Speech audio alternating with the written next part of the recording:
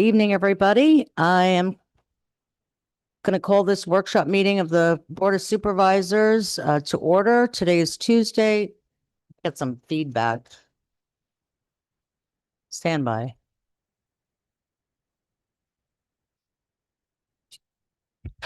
Are we okay? Are we okay? We're good? Okay. Today is Tuesday, May 20th. As I said, we're calling this meeting to order. And if you are able, please stand and join us in the Pledge of Allegiance.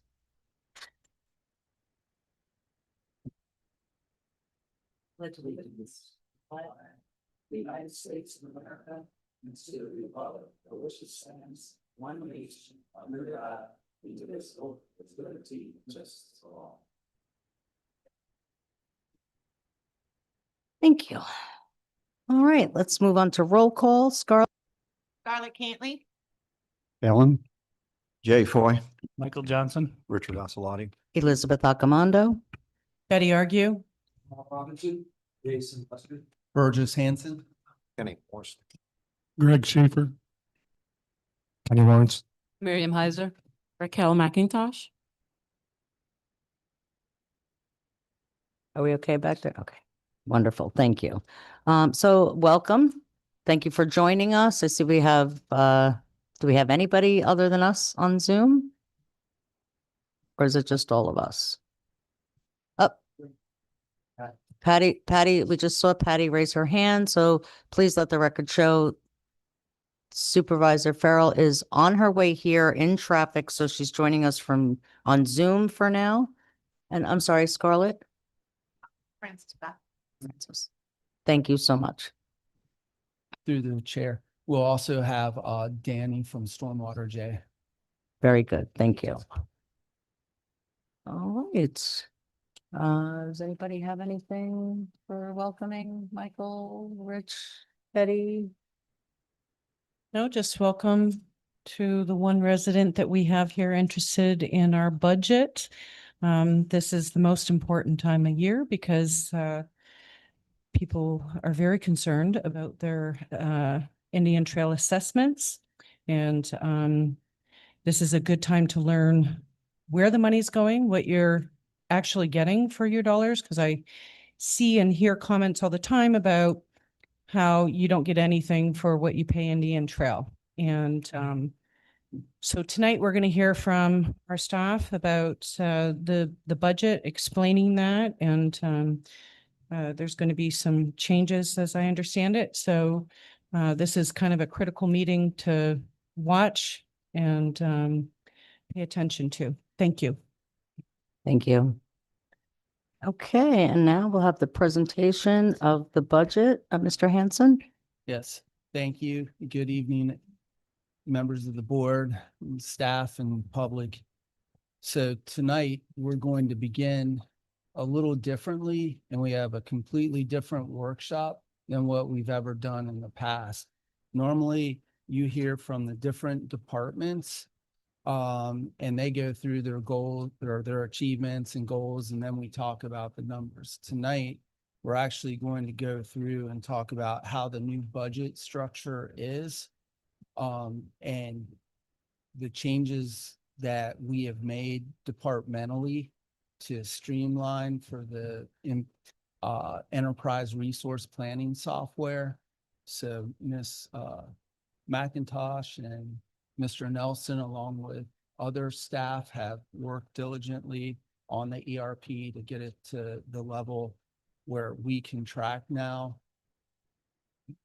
instantaneously, basically project out, run reports. In the past, in order to run a report, it would be downloading information from MyCroy, the old software. And then depending whether it was in Mr. Lester's or Mr. Lawrence or Mr. Schaefer's area, they'd have to go through POs, timesheets, all of that. So now we'll be able to run reports as necessary, whether it's as a management tool or at the request of the board.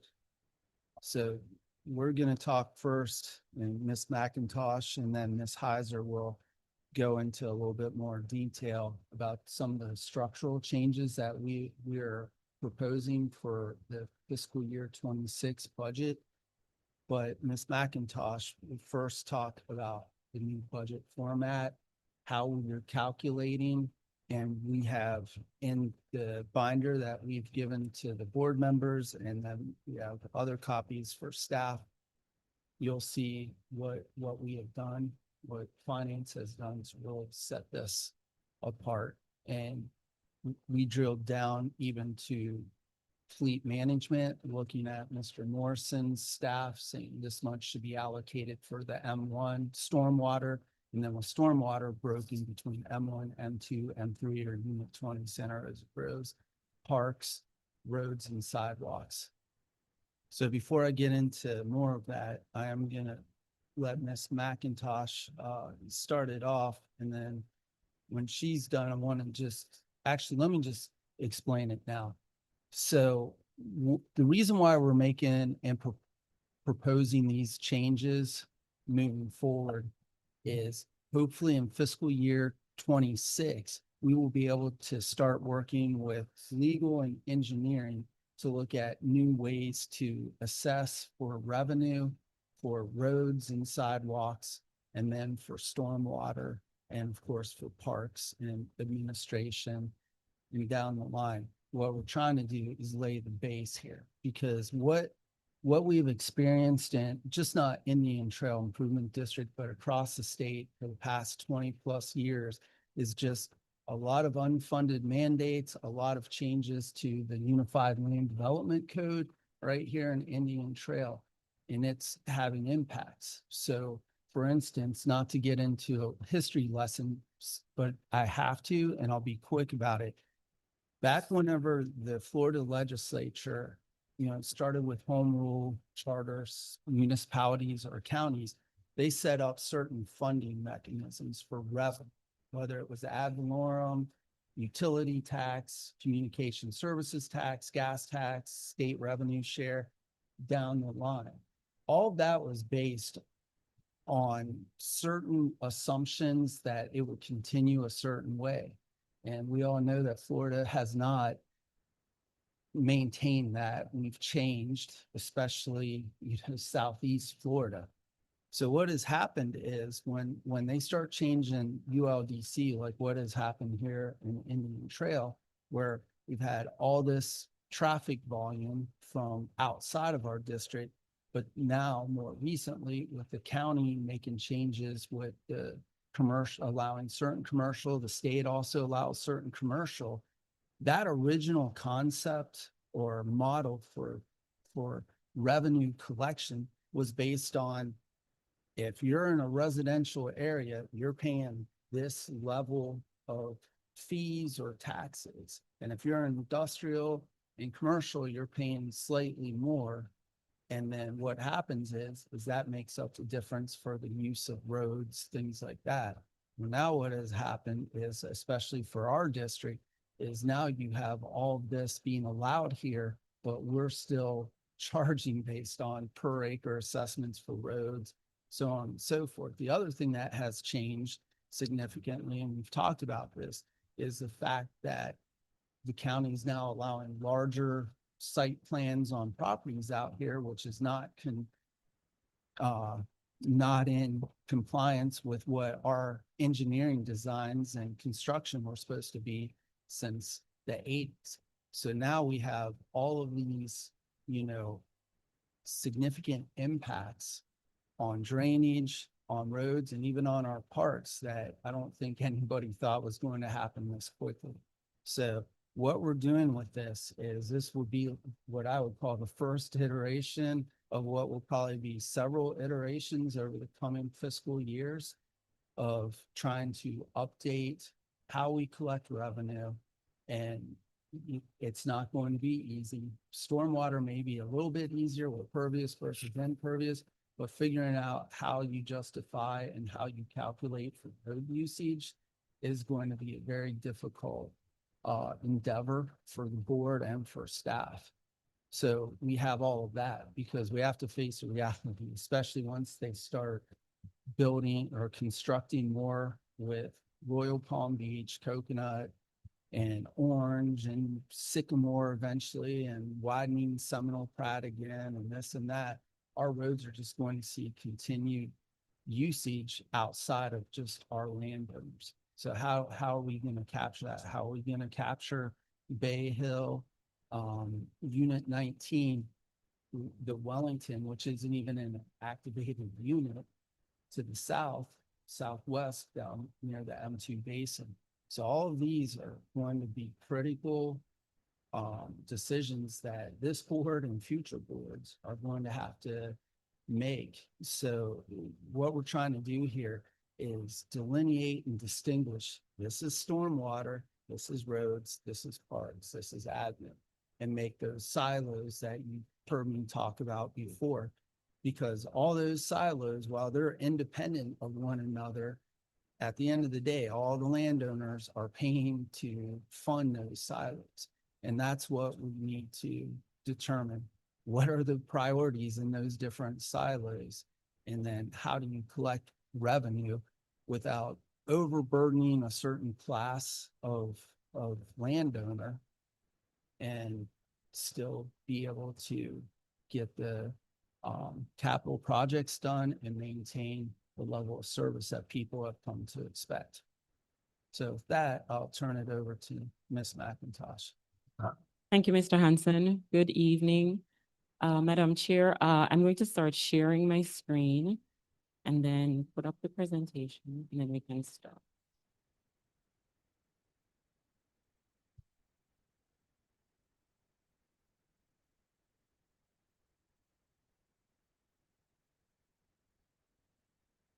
All right, so what I wanted to start with this evening was just to do an overview.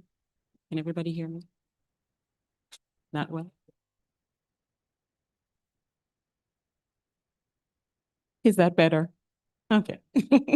So I wanted to start with an overview. I'm sure for most people here, you already understand how the assessments within the district work, but I wanted to do a quick overview so that for those of us that are here that aren't familiar with it can get an understanding of how the budget is done at Indian Trail, because it's a little different than most other places. So I wanted to start with a budget overview. So I wanted to point out that so landowners don't get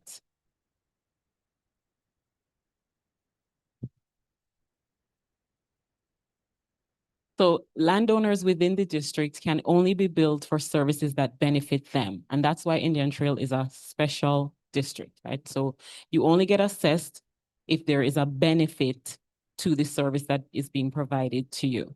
The district only levies assessments, not taxes. So the rates that you pay aren't based on your property values.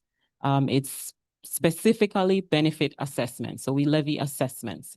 The assessments are levied and billed annually by acre and not by lot. And that's a very important distinction. It's by acre, it's not by lot.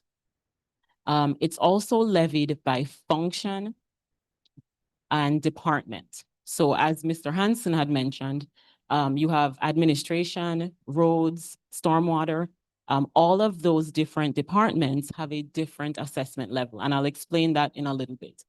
So not all units within Indian Trail fall into all of the departments.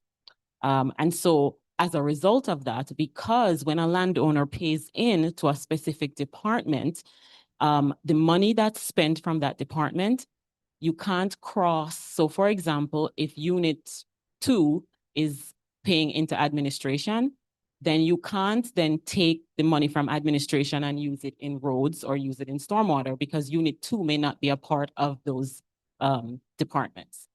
So I'm gonna run through really quickly. If it's moved.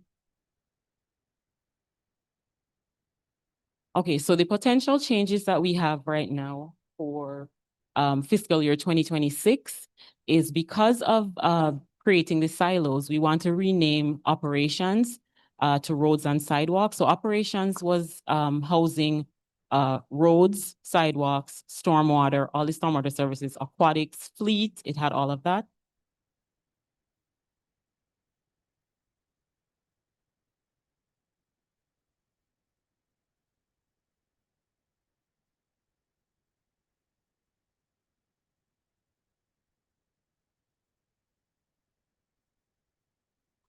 So what we're proposing to do is to rename operations to roads and sidewalks.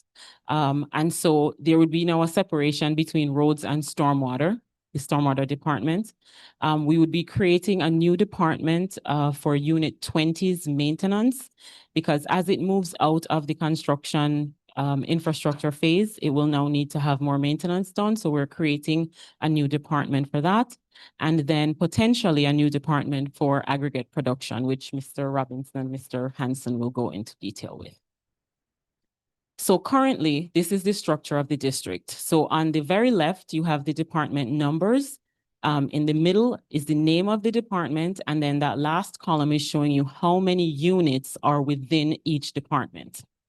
So as you can see, the only two departments that have the same number of units are parks and roads and sidewalks. So they have the exact same units and the same number of units. So if you're wanting to move costs, you can move costs easily between those two departments because they have the same number of units and the same units within them. So that would be easier to do. So your administration department has 22 units, parks has 12, roads has 12, the M1 Basin has 15, M1 Bay Hill is just by itself.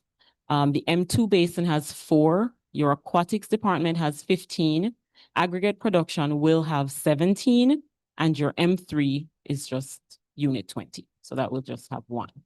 So that's the breakout of how the units break out within each department of the district. All right, so now we're gonna look at the percentage allocation for each unit within each department. All right, so under administration, on the left, you'll see the 22 units listed. It's by acre. So for example, unit 1 has 1,909 acres. So it gets 7.93% of the total costs in the administration department, and so on and so forth for every unit. So they just get their allocable share of the costs for each department. The new department, aggregate production, that's their breakout of units, and then their allocable share for each of the units. So I just wanted to run through so that you can see which units fall under which departments. And as I said, parks and roads and sidewalks, they have the same units, same number of units. So that's the one that's most easy to move items with. M2 only has 4, aquatics. And so I wanted to run through what the calculation is for your assessment. So I use an example with M1. So M1 has 15 units. The total acres in M1 are 18,908.54. Unit 10 has total acres of 2,884.06. So units 10 allocation of the costs within M1 is 0.1527. So 15.25%. And let's say, for example, the M1 budget is $1 million. Then unit 10's allocation of that budget is 152,526. So that's for everybody in unit 10, right? And then if we want to say, okay, how much does it cost per acre? Then we would take that 152 and divide it by the 2,884. So you come up with a total of $52.89 per acre. So if you live on a lot that's 1.33 acres, then your annual assessment would be $70.34 for your parcel. And so this is replicated for every unit in every department. So that's what those allocations were on the pages before. So it's a lot of math. It's just a lot of math. But that is how the assessment is levied in the district. All right, any questions so far? Good. Okay, all right. Then for the budget, Chapter 189 of the Florida statute requires the district to adopt a balanced budget. And so your total amount available from revenues and other sources must equal your appropriations of expenditures for the year. And so at a minimum, you want to show each fund or each department the budgeted revenues and expenditures for each. And so we will do that tonight. Just wanted to point out that the statute requires that you have a balanced budget. So for the district, your legal level of authority for the budget is actually by object of expenditure. So your budget policy says that your level of authority is on personnel, operations, debt service, and capital outlay. So it's not for the budget in total, it's by those objects. So the board has to approve if total appropriations are increased overall, the board would have to approve that. And if you want funds transferred among or between the objects, the board would also have to approve that because your legal level is at the object. So you would have to approve that if that changed. Now, management can do transfers within the objects. So for example, if in personnel, the executive director wanted to move money from uniforms to insurance, that could be done because that's within the same object. But if he's trying to move it from uniforms to contractual services professional, that's outside of the so that would have to come back to the board for an amendment to the budget. And budget amendments can be done at any point throughout the year, but they must be done by November 30th for them to be legally valid. And so you have 60 days after year end to amend your budget. Yes. Okay. So I'm going to jump off right now and have Ms. Heiser talk to you a little bit about, oh, any questions if I jump off? We're good?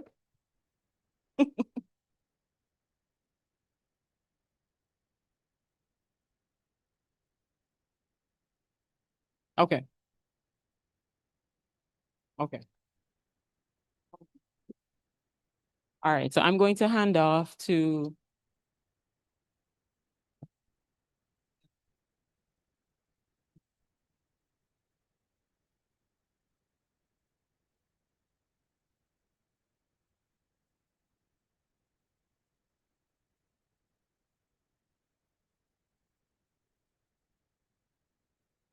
It's just good to give me some time because following this is stressful.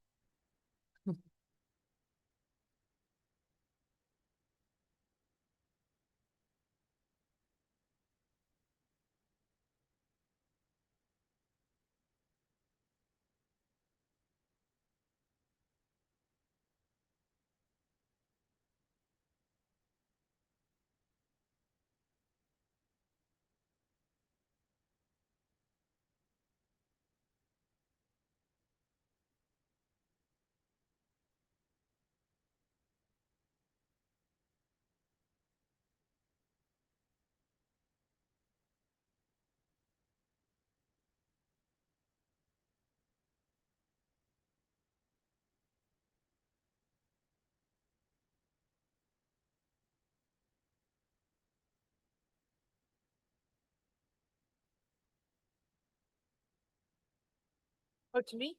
Oh, I'm sorry. I'm being so cute.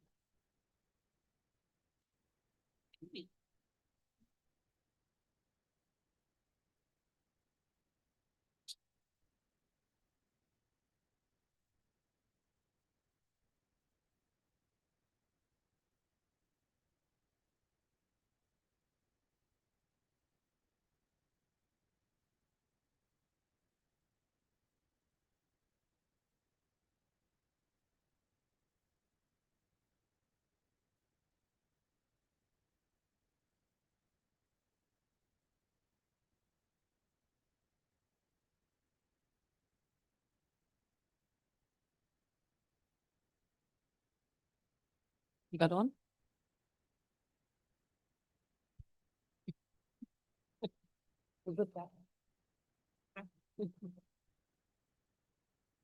Building.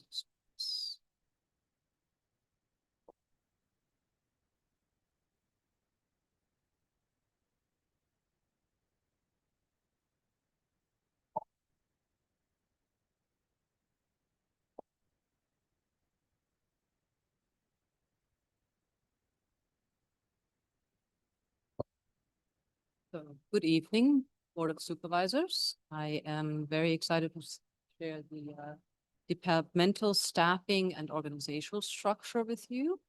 We'll start with administration. These are very brief overviews and obviously only if the Board of Supervisor decides to go with the recommendation that we bring forward. To start with administration, there is two organizational breakouts of our huge chart. It'll break out the executive director, direct reports. If you want to just go directly to the charts, I think it's easier.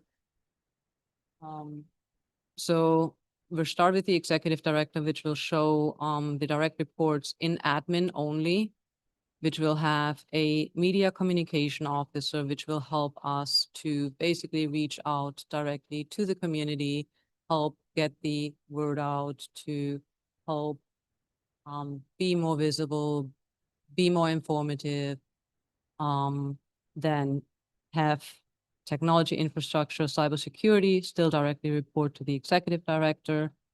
And then finance be broken down to finance manager, payroll, AP coordinator, and senior accountant. Finance manager still within admin, but still have a fractional CFO contract.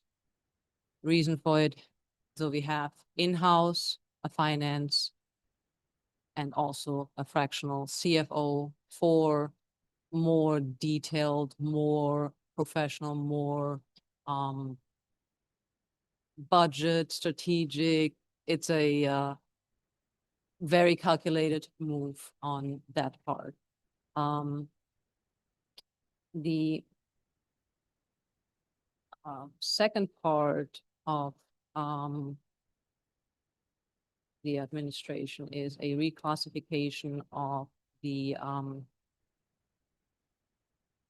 Chief Human Resource Officer to a Chief Administrative Officer, basically breaking out within administration a supervisory position to streamline administrative and grants coordinator, records and risk management, customer service, and the procurement specialist. So if I may, Ms. Heiser, just quickly, so there's some intention to this with the audit and keeping checks and balances. So procurement should not be under finance any longer. We had it set up that way because at the time that we could do it, but now that we're doing in-house payroll, more AP, things of that nature, we're delineating it. So we're taking out direct supervision from that. So, and on the flip side of that, we cannot have human resources doing payroll or anything else because of the risk for, you know, potential fraud or anything like that. So this split like this, it is just not about supervisory span. It's also about checks and balances and auditing purposes. And then just to rewind a little bit, the fractured CFO contract would operate similar to like how we use Ms. Donovan. We have something that I believe or the board believes is beyond what the finance manager said, where we will be reducing that person's purview from what Mr. Cabrera did as a CFO, because I don't think we need that. We just need somebody to run the day to day. But where we need, like, as we're going through revenue changes, things like that, I want somebody that specializes, but I don't need somebody like that. The district does not need someone like that on staff full-time or even part-time. So it would be on an as-needed basis. And the other reason why I want to do that is if the finance manager, let's say whoever it is, decides that they want to leave, I have somebody that can help step in to make sure that things are being done correctly. The other reason why I want to do this is sporadically throughout the year, you may want to say, I want the fractured CFO consultant to come in and take a look at things while we do the external audit.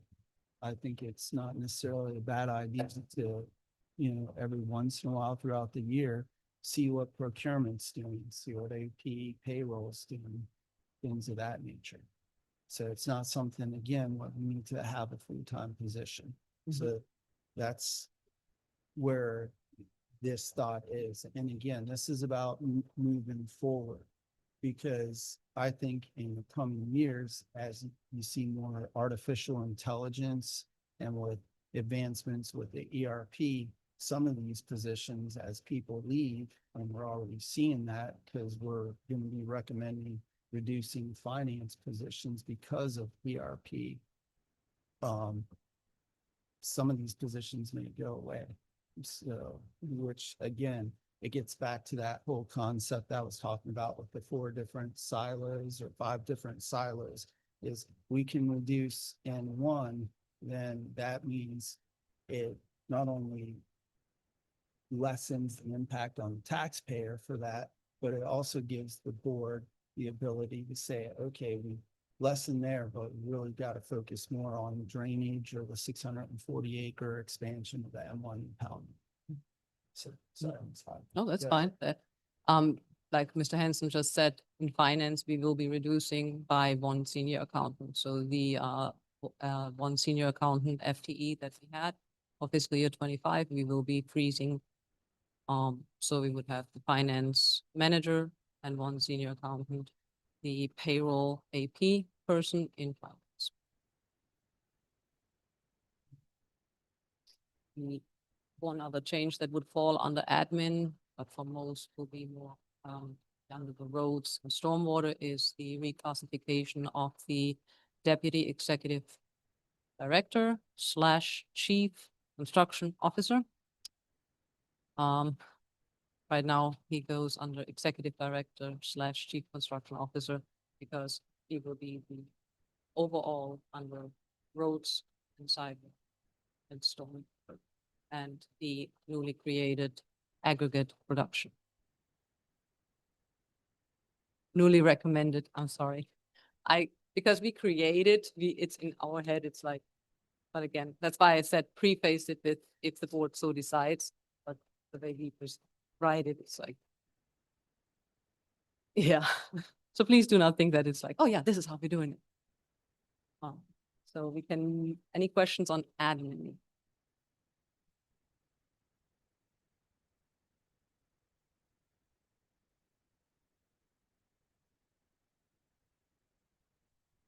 I don't see the organizational structure and what you have in your presentation in our budget proposal here. And the organizational structure is something that the board approves, and these are pretty significant changes. Yeah. So I'd like to see what you've just put up here Yeah. actually in the structure. Yeah. So, tonight is a workshop. So we're actually going to put all of this, including so before we would put like the millings in a map, but we always found that it was very hard for you to drill down to see where the proposals are for 26. So there's actually a list. It's not included. Really want to focus on the structure tonight.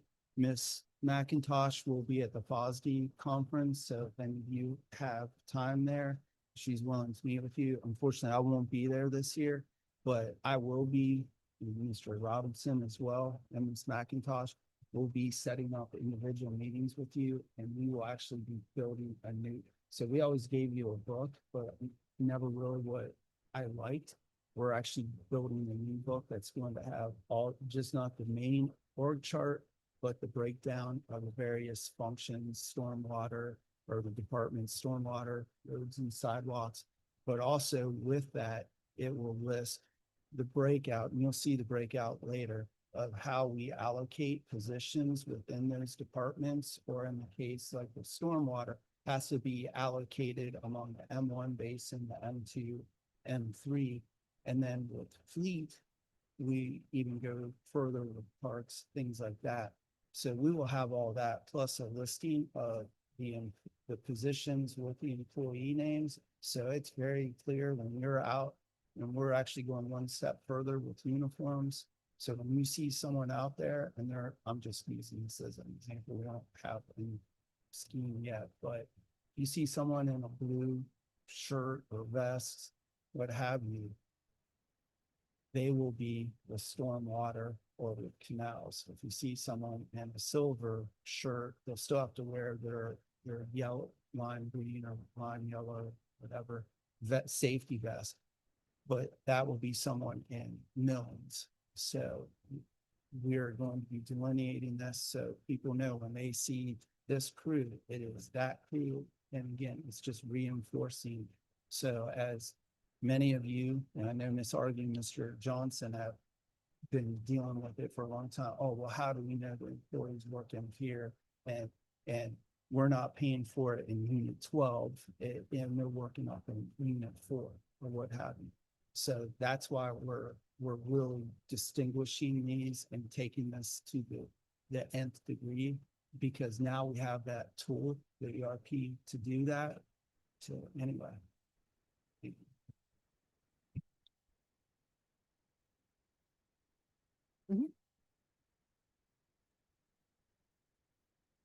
Before we go further, because I think I have some significant questions I want to ask about this first part that's been talked about. So can we maybe do that before we get into? Yep.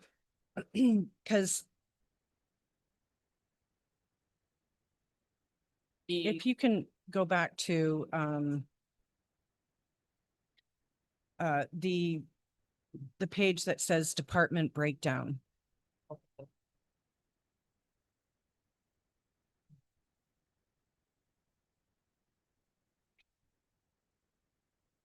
This one? I don't see anything. Oh, I have to share. So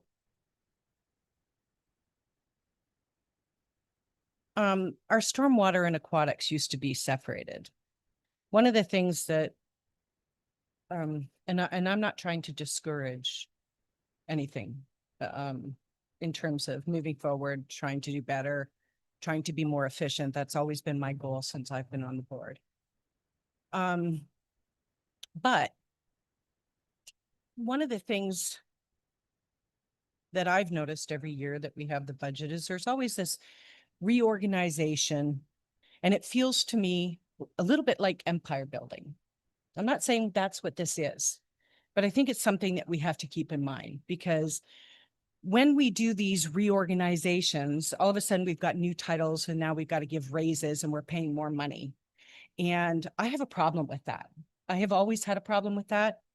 And I also feel like we become too top heavy, too many chiefs, and not enough people actually doing the work. And I bring this up every year when we talk about the budget.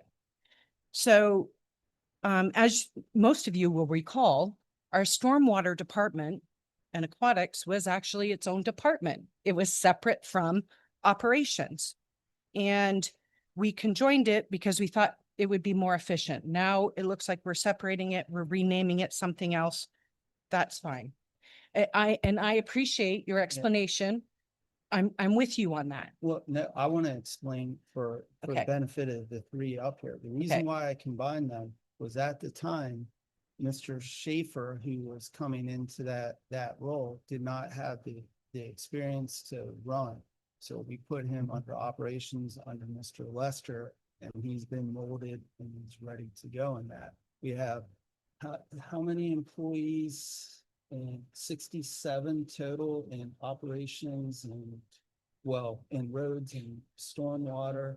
So, and we have the stormwater director, the chief operating officer, we have a superintendent, and one superintendent over roads and sidewalks, and then one that's over culverts, basically capital improvements and swale and canal maintenance under stormwater. Then we have one person that is over pumps, fleet, and signs, not signs, I forget. Yeah, aquatics. So my point is, we have minimal staff. And while we do, the reason why like we're promoting or changing, not promoting, but basically just going from assistant to deputy for Mr. Robinson is if something were to happen and I decide to leave, or you guys decide to fire me, or whatever the case may be, now you have somebody that can step in that is for sure able to do that. And now you have supervisory, because before you never really had any supervisory responsibilities. Recommending that we change that. I'm also recommending that we have, what I'm trying to do is we have aging out management, and myself included. So my contract runs out in 29. Mr. Robinson leaves in 29 or 30. Mr. Schaefer also has retired. So what I'm trying to do is get everything lined up here.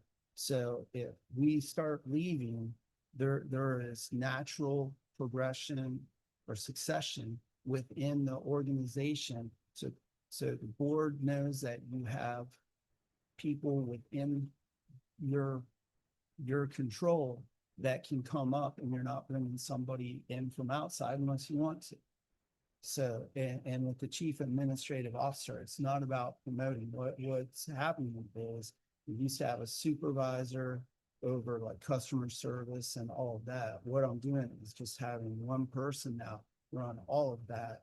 And then I'm taking care of all the other things, because part of my role, part of this position of executive director over the past few years, since I've been here, has dramatically changed because of the external factors that we all know about.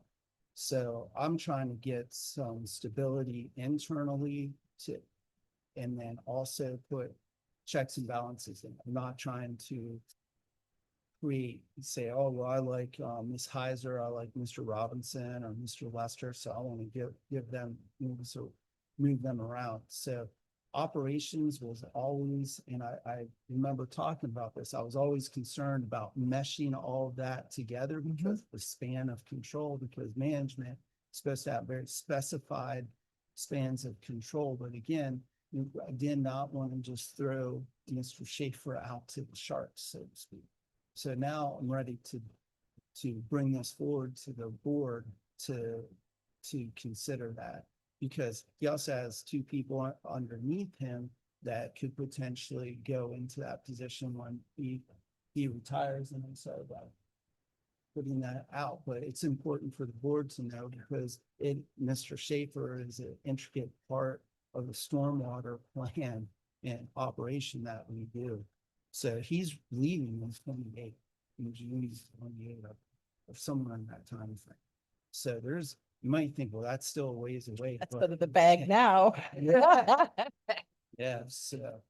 Yeah. I mean, I would stay till 30, but yeah. But I want to make sure that I'm putting pieces here. So if something were to happen, whether, I win the lottery or Rob wins the lottery or Jay, we have individuals that can step up. And those crew leaders, while they might have some supervision, they are working HEOs. So they're on equipment, but all of them are learning the ropes. So when Bill Stevens or Doug Harris or Mike LeCount leave, we have somebody that can naturally go into those positions, know the district, the geography and the budget, but also the policies and operations.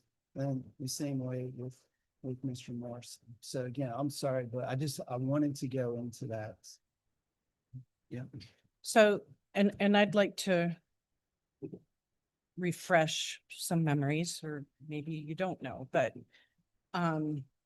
when I was elected on the board in 2016, we had someone who answered the phone. We had a part-time pay or what was she? Accounts payable. And she also did public records. And we had someone who was quasi the assistant secretary to the executive director, which was the district manager at the time, and also served for the board and prepared all the board books and the agendas. So the number of people that we had has grown tremendously. And on the one hand, some of that is absolutely necessary. We're doing a lot more. But I still push back on, especially on the administrative side. You know, I'm not understanding the whole chief administrative officer. Who is that? I thought we had an assistant executive director.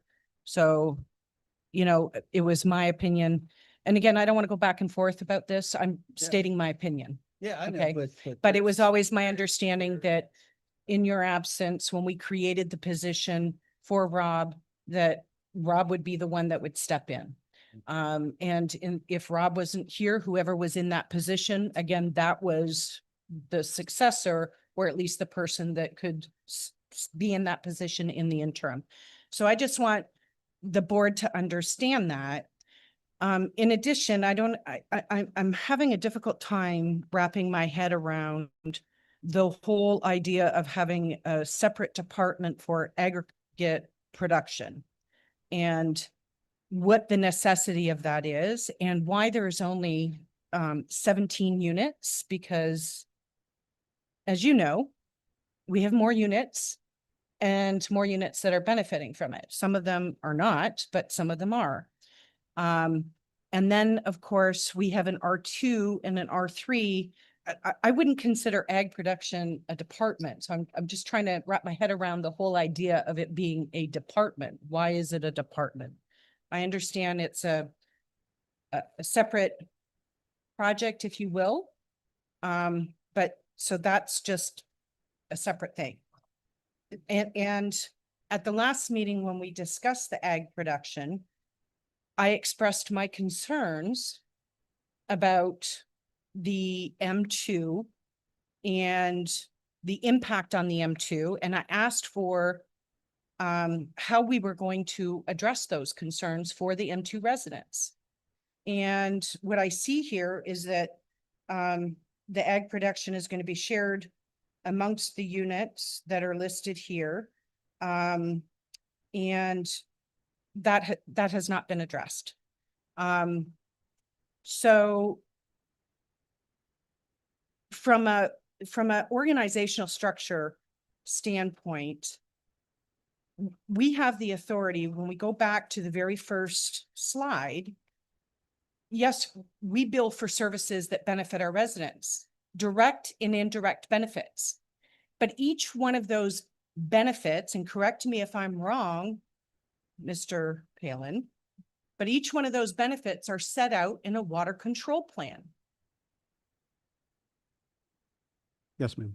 Okay, so when we create a department called ag production, where is that in a water control plan that gives us the authority to do that and assess all the residents for it?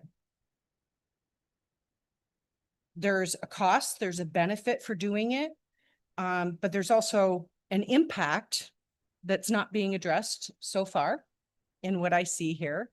And obviously the board has not even approved it yet. This is just a workshop, but I just want to point these things out. And I want to make sure that we're categorizing it correctly so that it falls within our authority with respect to each one of the units. Okay, so that no one can say, well, you didn't have the authority to assess for that. Okay, so we need to really take a look at that. In terms of the, I have my glasses, and I don't have, you know, past units, but I want to make sure that all of the units are in here and they're according to what the plans were, what the contracts were, or in the future, one of the discussions we've had is the imbalance of how they're not being included in some things, but benefiting in it. So I want to make sure that we fix that imbalance. And that's, not to cut you off. Yeah. I'm sorry. So anyway, that's before we went further, I just wanted to kind of point those things out. And just quickly, so part of the reason, again, I'm taking more of a role with county and with the state and with South Florida Water Management. And Mr. Robinson is taking more of a role in what will become the 640 expansion.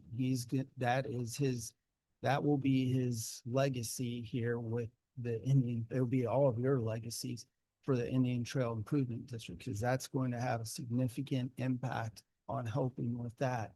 So the reason why we're recommending to create a CAO is so these things like customer service, coordination of procurement and contracts and all of that, have eyes on that all the time. And then on the flip side of that, it allows me to focus on on the internal part, which is very important in the next 3-4 fiscal years. And that's a financial, doing the revenue share, or, doing things like Ms. Argue talked about, looking at better ways for assessment collection, making sure that we're complying with all of that. But also the other big thing is, again, introducing AI, because, Mr. Robinson, Mr. Lester and I were talking earlier, John Deere and these companies now are starting to create, automated heavy equipment, so we need to start preparing for that. One of the things, we had it in here, but I pulled it out, was trying to get a drone so we can fly canals and road right of way, not flying over people's homes, so that we could actually look at, we get a lot of complaints like, don't cut back my trees, I'll trim them. This would give us the ability to go down blocks of roads and say, we're coming during these dates. Your trees are going to be cut back if you don't do it, whether it's on the canal or sidewalks. And that way it's plenty of time. And if they don't have it by that time, then we're going through after hurricanes, using it to assess, hey, we've got to, instead of sending Bill Stevens or Mike LeCount or Miss Jason Lester or Greg or me or Rob, we can send a drone out and look at areas and know that, hey, on the El Canal, we have a lot of trees down. We need to send folks there now because it's not getting to the M0. So just things like that. So it's really with Mr. Nelson, when we focused on technology. And then the most crucial part that this board and previous boards, but we just never had the funding, and just out of the priorities in past years, is really that we're calling it a media and marketing specialist rather than PIO, but that's basically what that position will be. The public needs to know what's going on, and we need somebody that can do that consistently every day and make video productions. People don't like to read. They want to see videos or photos. And then we can put links to more information if they want it. So it's really bringing someone like that to get that information out. So that's the direction that we're trying to go. So again, it's that, we're going through growing pains. Where I started here with before COVID, and then you look at what happened out here, especially with all the building going on and all the outside that areas that touch upon it, it all has an impact, whether it's on parks or anything else. So again, I know we've gone through some reorganizations, but what I was trying to do was, with what we had at the time, make it work. And whether it's been Mr. Robinson, Mr. Lester, Mr. Schaefer, Mr. Lawrence, they've made things work with less. Because remember, we've been working with frozen positions since before 21. So we have not even been fully staffed since 21, because we've tried to hold the line, but we're now at a point where there's too many capital projects, too many maintenance things, and that's what I'm getting back into, is making sure that we're hitting those swales. You know, we've done a very good job with replacing culverts, all that, and certainly with the roads, you know, we can't even, you know, mill roads fast enough, or blacktop roads or new sidewalks fast enough to keep up with the requests. So, anyway, I think that, but tomorrow night we'll definitely, the reason why we have the aggregate, and we can talk more about it tomorrow night, but we have to include it in the budget. And here's the thing, if you guys decide not to do it tomorrow night, all that disappears the next day or next week in the budget, and then the budget recommendation, and it's gone. But just quickly, the reason why we have it as its own department is because it's feeding materials to stormwater or to roads and sidewalks, and in some cases, maybe parks, but doubtful. And mainly be those two functions. And then within stormwater, be feeding it to the M1, M2, M3. So will you be putting the staff within that as well then? Is that It will be, like its and own? we Mhm. call it a department, but it's not like this big department. We didn't want to call it a unit because I did not want it to be confused with like a unit of development. Mhm. But that's really technically what it should be. Should be its own entity, almost. We don't want to make it like an internal fund, because that just, that's unnecessary. But that's the reason why we have it as a department, because we have to track the production, the inventory, what goes out, where it goes to, and all of that. What in part of the other reason why I do not want to put it under stormwater or under roads and bridge is I don't want, let's say we put it under Mr. Schaefer with stormwater, if you guys approve that. What will happen is, oh, well, I need 20 tons, and Jason or Mr. Lester's crew, they need 20 tons. Well, I take precedent, even though the board priorities is what Mr. Lester, roads and sidewalks are doing for that. That's why we put it on its own. And that's why it's reporting up the line directly to Mr. Robinson. Thank you for that explanation. I appreciate that.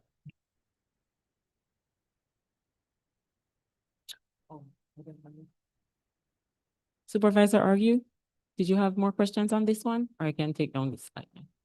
I was just there, I have other things that I can talk offline with you about, but I don't know why M1S is not included in ag production. Okay. And I think there's a couple of others, but anyway. Okay.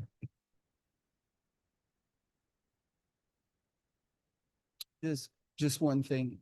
A lot of this, like for instance, I'll use the example of culverts just quickly. So for instance, we might be doing 10 culverts in the M1 next year, and we're doing some in the M2. But my point is some of these will fluctuate from year to year, because if we're not doing culverts in the M2, in the same way with production. So that could fluctuate from year to year, depending on where we're doing the work based on what the priorities are for the board. So I'm just using that as an example. I'm not saying not doing culverts, and just.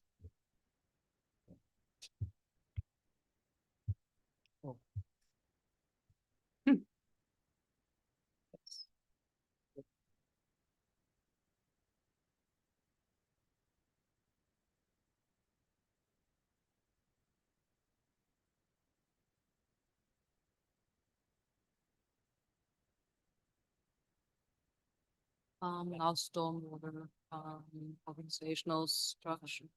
Okay. Swale maintenance, okay. So now we would, start with stormwater management organizational structure. So stormwater. Here, we would so our goal, or the district's goal, is to divide out roads and swales and stormwater. So, roads and sidewalks, I'm sorry. Well, okay, I'll get there. Roads and sidewalks and then stormwater. So stormwaters, here on this slide, we see canals and swale superintendent, which will have the swale maintenance with 8 FTEs, canal improvement with 3 FTEs, culvert, trucking and inspection permits. So the trucking shows 2 FTEs. Currently, we have 3 trucking FTEs. So we have, the district currently has 3 trucks. We have 3 full-time trucking FTEs. So the goal is to divide them out. We have 2 trucks going to be with roads and sidewalks and 2 trucks with storm, meaning we will add 1 truck. So the trucking position, we would use 2 of the frozen equipment operators that we have currently from carrying over from previous fiscal years. So we would unfreeze 2 equipment operators because it would be a heavy equipment operator position. So of the higher salary range, we would unfreeze 2. And I'm not even gonna try to keep track. So at the end of the slides, there is what we currently have on frozen positions with what we're gonna be unfreezing, because we try to or we recommend a couple unfreezing positions. So if you try to keep track with not having this, I couldn't keep track with having this. So 2 equipment operators unfreeze to 1 heavy equipment operator trucking on the canal side. Then if we go to the next slide, this is the aquatics and pumps. On that side, we would recommend to stay with mowing 8 FTEs, but fleet, we would recommend to, again, unfreeze 2 equipment operator positions to add 1 more fleet mechanic. Reason for is we do still have some aging equipment. Mr. Morrison is just tremendously helpful on so many other things, on pumps. Mr. Foy has been recruiting him for some things apparently at the pump stations. So, and we have a new system that keeps track of our equipment, so we can pull tickets, and there's just a lot going on with IT has a system now, and with the ERP integration, there is going to be just a lot more that we can see with our equipment, how it's aging out, what, how to keep track of it. And there's just so much work that it is definitely, it would be very helpful to have that additional position. Add anything? Just traditionally, fleet has always worked on equipment, small engines like weed eaters, chainsaws, lawnmowers, and of course our passenger fleet. But what we found with Mr. Schaefer is he asked Mr. Morrison go out and look at some gate structures, and he came up with some innovative approaches, which saved how much money? For example, ammo structure. You have 4 gates that operate. All 4 gates. It was estimated $170,000. But it took the tracking.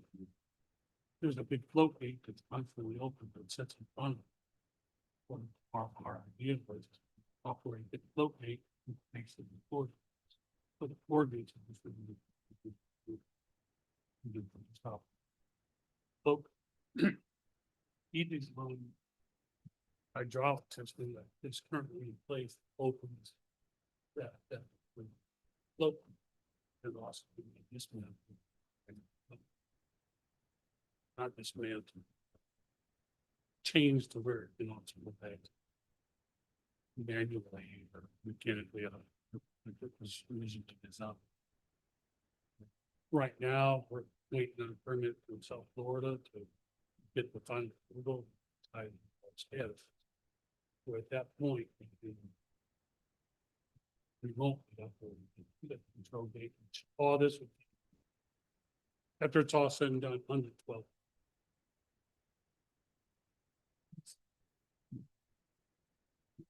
So again, that's why, because we can now work on pumps, gate structures using in-house and probably save significant amounts of money.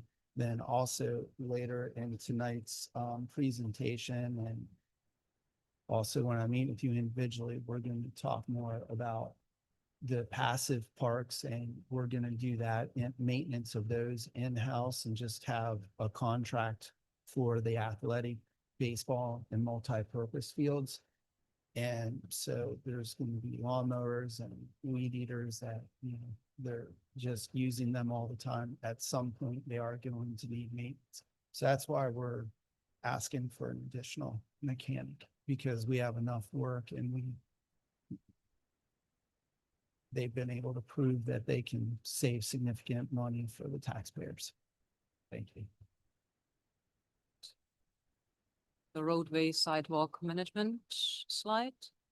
The recommendation that we have on here is based on the feedback on board through the strategic meeting and in general, there seems to be the consensus that millings crew, to add a millings crew. What we have come up with is that we can add a millings crew without having to add a crew chief. We can add a crew under the current crew chief, which would actually just need one heavy equipment operator, 2 equipment operators, and 1 grader operator. So we would have to increase only 1 heavy equipment operator, 2 equipment operators, and then again, 2 equipment operators to equal the heavy equipment. So, keeping track of the increasing. Okay. There's a quiz at the end of this. Hi, so there is a wonderful, colorful tab. So this will show basically the roadway and stormwater spend in gray, brown, and blue.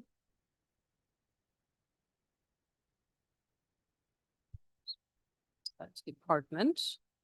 Then the next one is, so the aggregate production, what that would consist of is 1 crew chief, working crew chief, and 2 equipment operators, and also 1 heavy equipment operator that would be a current crew member that we already have on staff. So we would have to recruit a crew chief and 2 equipment operators. We have a frozen crew chief, so we would unfreeze that position, and then we would have to unfreeze 2 equipment operators. That chart. And what each operates, that's a Robinson question. So we will go into that later. It's big machines. So this is all of roadway, sidewalk, stormwater.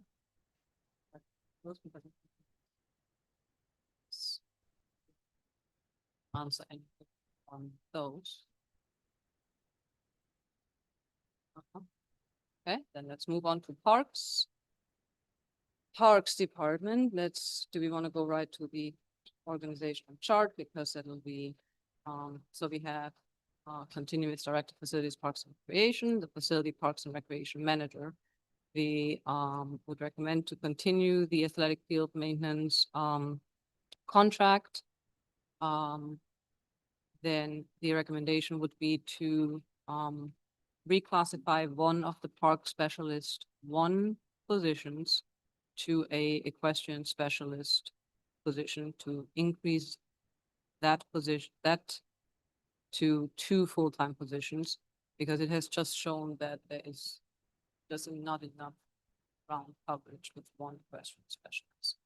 So we want full coverage nights, weekends, just would need 2 equestrian specialists, which would then reduce the park specialist ones down to 4, because currently 5. Park specialists is down to 5. So given that we recommend to just keep the contract for the athletic field maintenance, Mr.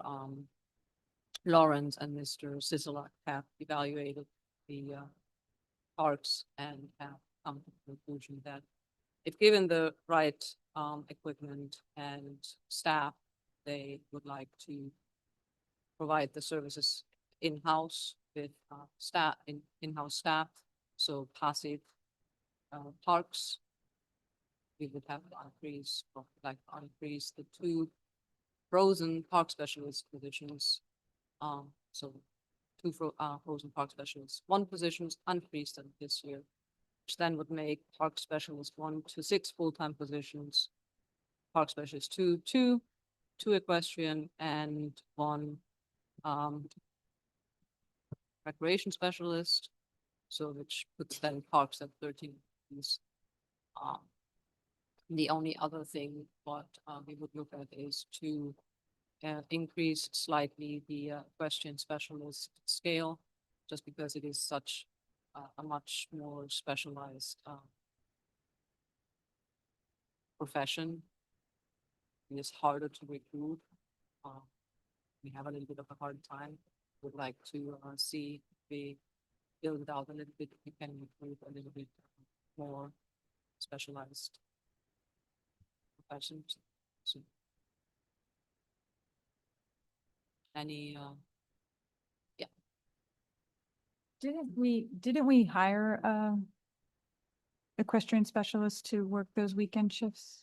Was I, we have currently 1. we have one full-time, but didn't we hire a second person? She is a park specialist 1. So she's a park specialist one. She was not brought on for equestrian. No.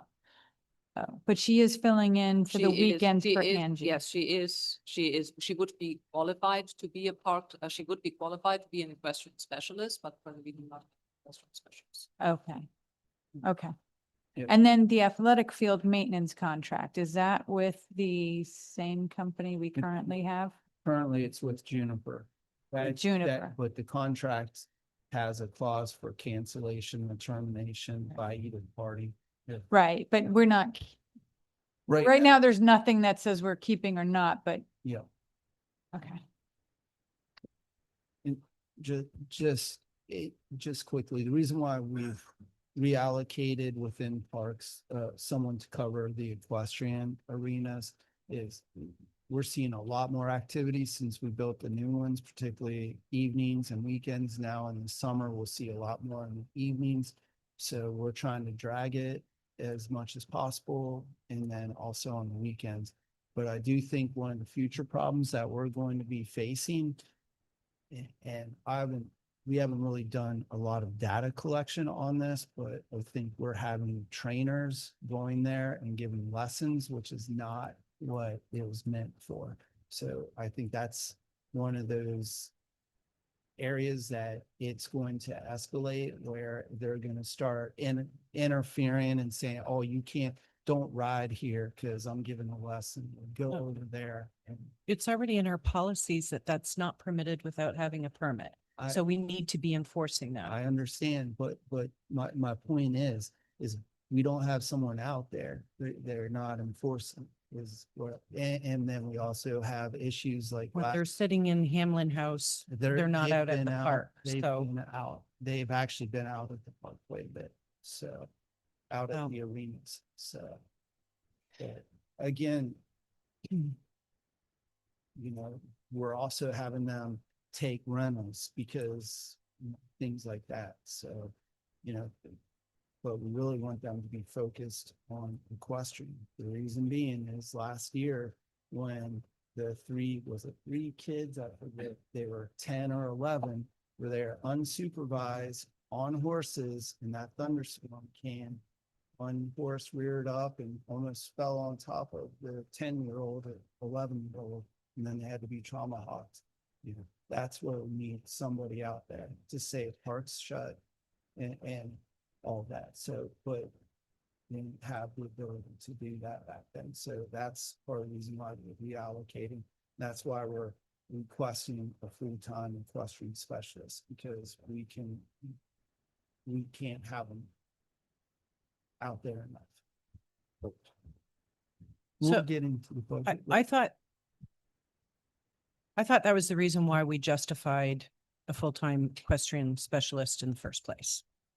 In addition, we had discussions where we wanted waivers signed for anybody that was going into the arenas. And I've been told and I have lots of friends that use the park. I've been told that they go there often and nobody is around.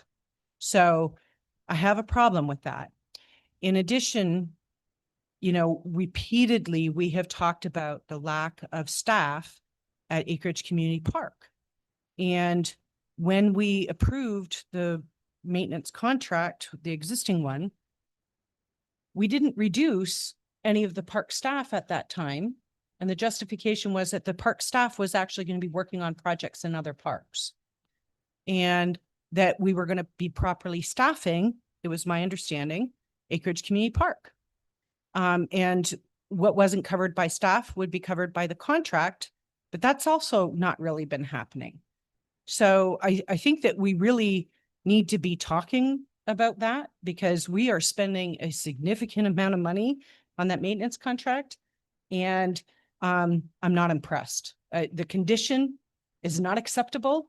And it really comes down to managing the contract because we can hire contractors all we want, but if we don't manage those contractors properly, they get away with bloody murder. Now we're 2 years down the line. We've spent all this money and the field is a disaster again. So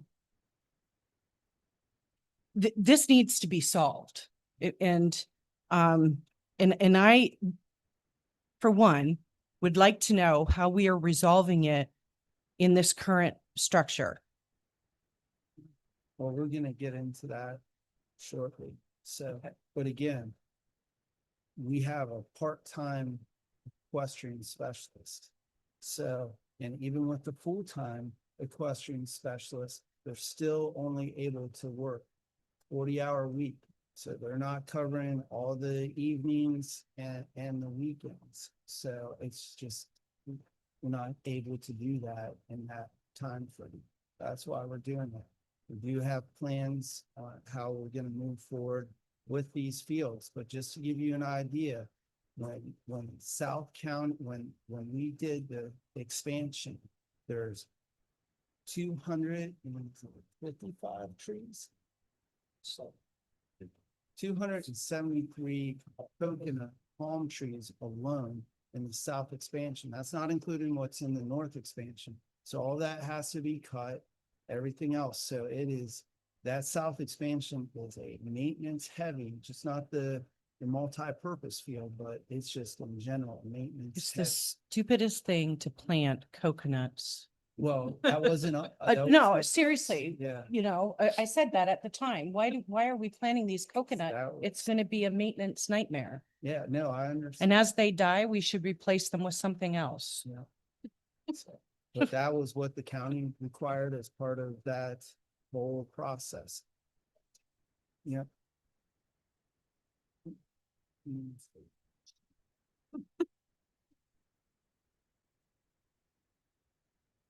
But the county requires X amount of trees and all of that. And I think the argument always was, because I wasn't here at the time, I don't think you were on the board yet, was that why would you make us out here that has a lot of tree canopy put in this level of landscaping? Like I can understand it in West Palm Beach where you have a urban landscape, but putting it out here makes no sense because we do not have the resources to keep up with it without paying a lot of money. So anyway, I'm sorry, but we'll get into that. So anything else? Well, just for frozen position balance, we started the fiscal year 25 with 11 frozen equipment. Okay. With 11 full-time positions, equipment operator frozen, 1 heavy equipment, 1 crew chief, and 2 park specialists, 1. The recommended utilization for fiscal year 26 would unfreeze 9 equipment operators, 1 heavy equipment operator, 1 crew chief, 2 park specialists, and it would freeze 1 senior accountant. So we would enter fiscal year 26 with two equipment operators and one senior. And then we want to slide down one more slide, which would give us, that one, okay. I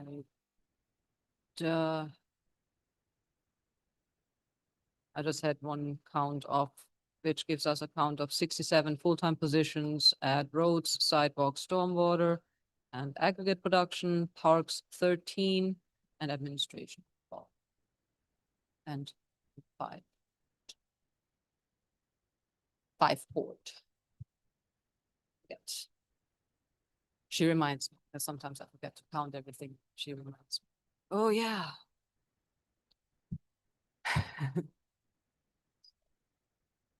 I'm glad to answer questions if you have any. Otherwise, I'll let Ms. McIntosh take over with the exciting other numbers.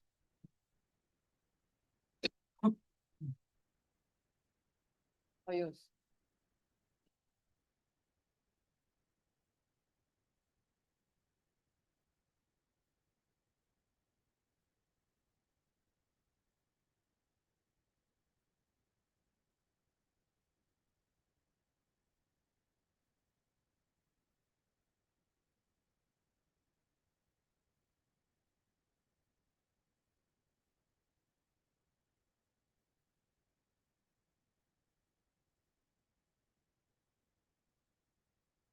All right, so now we'll take kind of a deep dive into the numbers. And so as I had mentioned, the budget has to be balanced. And so your revenues and other sources have to equal your total appropriation of expenditures. So we're gonna start with the revenue page. And the revenues are allocated by department, again, because each department has a set number of units and they have to be billed accordingly. And so the way the budget is built, your total expenditures, before you calculate the assessment, what you're doing is you're removing all of your other revenue sources other than assessments, and then the net of that is what would get assessed to the residents. And so for this year, we are including some revenue lines that weren't in the prior year's budget. So we're including interest revenue. You'll notice we were being a little conservative because we're not sure what's going to be happening next fiscal year with interest rates. And so we're only budgeting 150,000, but as you can see, we've already collected 320 throughout the fiscal year. So pretty good with the interest this year. And so this is just a listing of all of the revenue line items. We're budgeting $850,000 for grants in the Parks Department and $138,000 in the Roads and Sidewalks Department. And so the way we have built the budget is if we don't get the grants, then those expenditures would also fall off.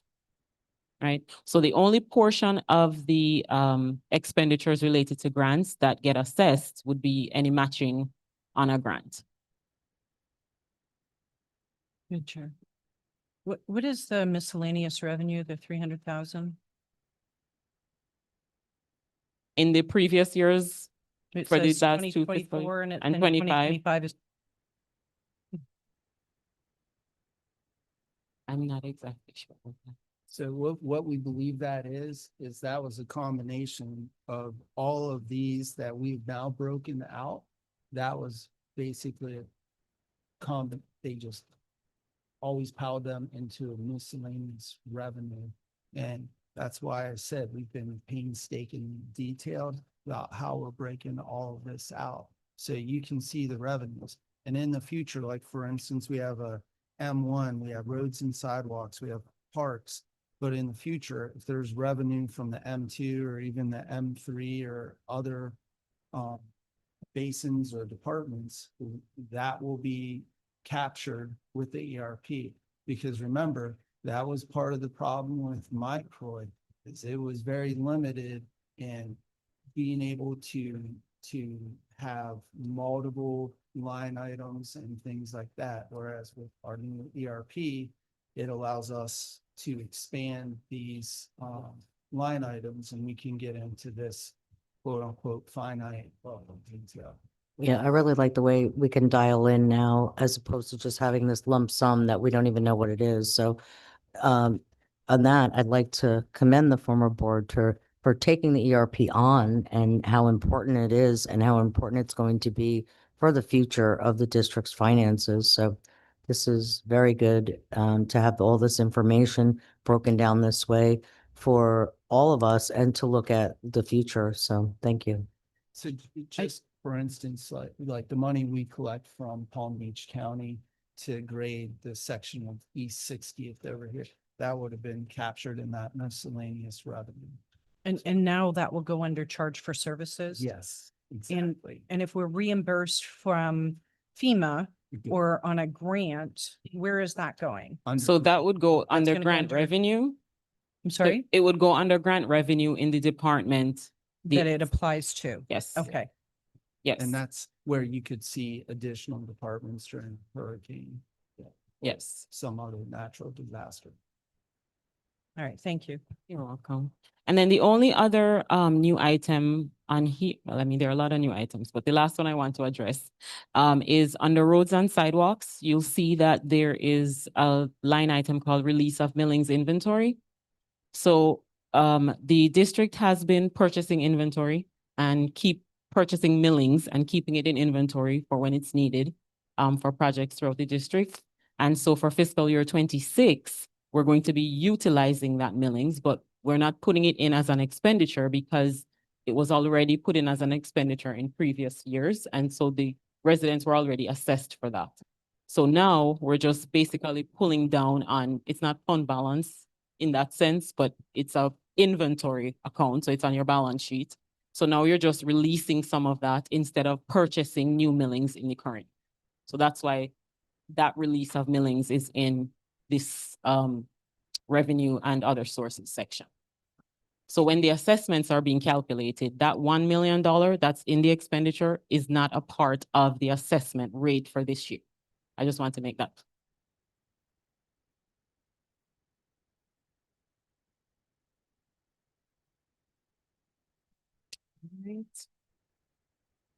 All right, so now we're going to jump into the expenditure numbers, and I'm going to be doing them by department.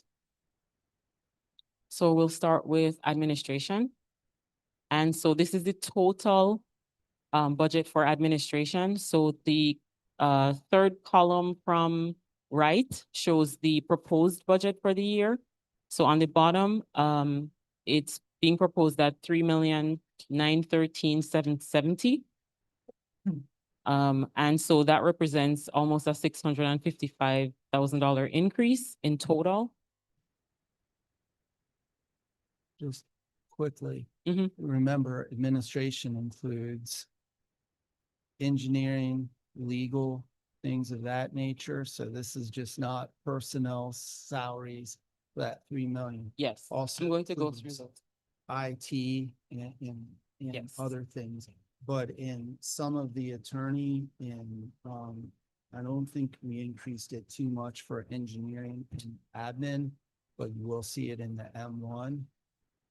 We have increased the amount for the attorneys under admin because if we have to go through and do any changes for revenue or anything like that, it would probably be for everything, just not the M1, what stormwater, for roads, parks, looking at all that. But if in fact it is for something specific like the M1 or M3, what would happen is they would mark it on their invoices and then we would pull it from M1, M2, M3 roads or parks, wherever they're working for it. Same way with engineer. But you will see in the engineering section of the M1, it went up significantly because we have to track for the 640 acre expansion for the design. But there's a little bit of an anomaly there because while it's a $600,000 or more increase, 450,000 of that, if we were to get the state appropriation, we mark that as an expenditure within. but it's also revenue as well. Sorry. Oh, no problem. And then the other change we've made to the administration budget is you'll notice that there are some lines with no balances in the previous columns. And that's because computer programming and maintenance, that used to all just be one line item.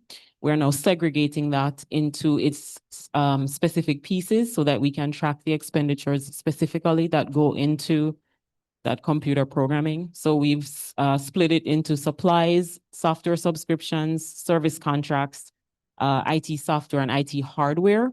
So that will give Mr. Nelson a better idea of how much he's spending in each of those categories for his budget.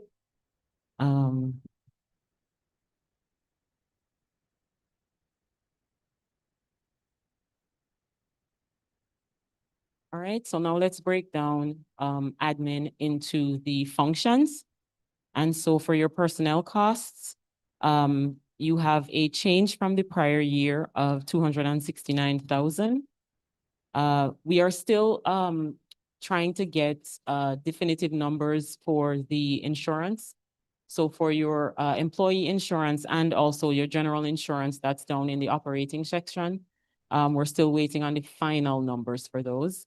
And so what's in here now is an estimate. So those numbers will likely change between now and when we come back to you with the revisions for the budget. And through the chair, just quickly, and we will be issuing an RFP. If the board gives us the consensus to do so for health insurance and other medical benefits, life insurance, all of that. We said we were going to do it this year, so we're going to do it. Great. And then this is the operating budget. So the total budget here is 1,862,000. And the previous year was 1.47. So you also increased 300,000. I'm sorry, the number is not on this slide for operating. But it's like a $380,000 increase on operating. And then we only have one line item in administration for capital outlay, and it's for computer equipment. And the proposed computer equipments are laptops, a GIS system, and a kiosk for the administration building for when residents come in. Because we will be moving most of the permitting process. So with the new ERP, we're able to electronically receive applications for permits. And so we would need to have a kiosk in the building in case customers walk in, like they don't want to go online to do it. If a resident wants to come in, then there would be a kiosk here for them to do that application here, as opposed to us saying, please go home and do the application and then come. When we say kiosk, Mhm. what do we mean? I mean, Just- why can't we just use a tablet that's at the desk that can be handed?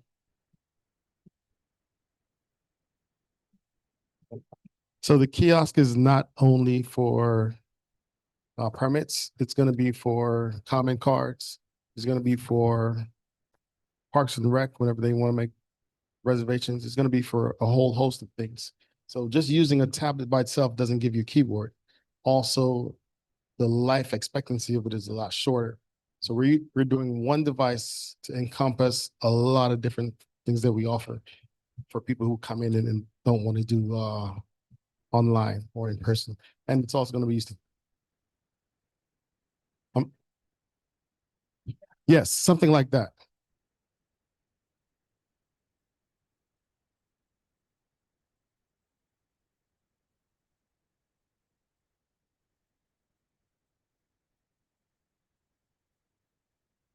Okay. And these are estimates, but it's also when it's, so for like a board meeting, it will go from in there to there. And people will no longer be filling out time or not time cards. Yeah, the cards, It will automatically come across all your computers, so you'll see who's up next in queue.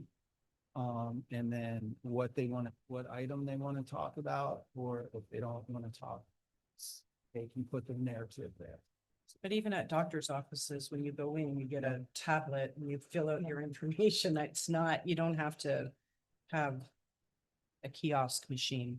It just seems to me that that's a tremendous expense compared to, We'll have to see how because we are going to use this clearly we have hourly employees for time cards, so we'll have to see how all that works. So, but yeah, we're not going. isn't this a board decision though? Yeah, Okay, yeah. all I right. mean, if you approve it, but again, we're not gonna go out and say, let's just spend $3,500. Usually we do try to find your less Affordable. expensive that will work. So, yeah, we're not saying we want to use a tablet. We just gotta make sure it does all the functions that we can do. So I was gonna ask with that, so with this kiosk, I'm sure it's gonna be software that has to be downloaded onto this, and that would be included in that pricing? Well, yeah, most of the software we would put on it because it would be an Right. extension of Tyler, our ERP, or the agenda software for signups and point of sale, things of that. You mentioned about the comment cards and the integration. How is that going to work if we have one kiosk and let's say we're having a big meeting with some important items and we've got 20 people that want to fill out cards. So we're going to just have 20 people standing at the kiosk waiting to put that in. And what will it be, bilingual, multilingual? I think there's other ways to do it. but- Okay. Right, so the comment cards are also going to be available online, not just at the kiosk. It's just another way to, let's say they forgot to do it, when they get here, they can have the option to do so. So, Could they access they could do it on their phone too if they're sitting? yes, Yes. Okay. yes, Yeah. yes. There'll be So there'll be an app and everybody can do, okay, Yes. that makes a lot of sense. Right, right. And will we have multilingual options? We're working on that, yes. Okay, thank you.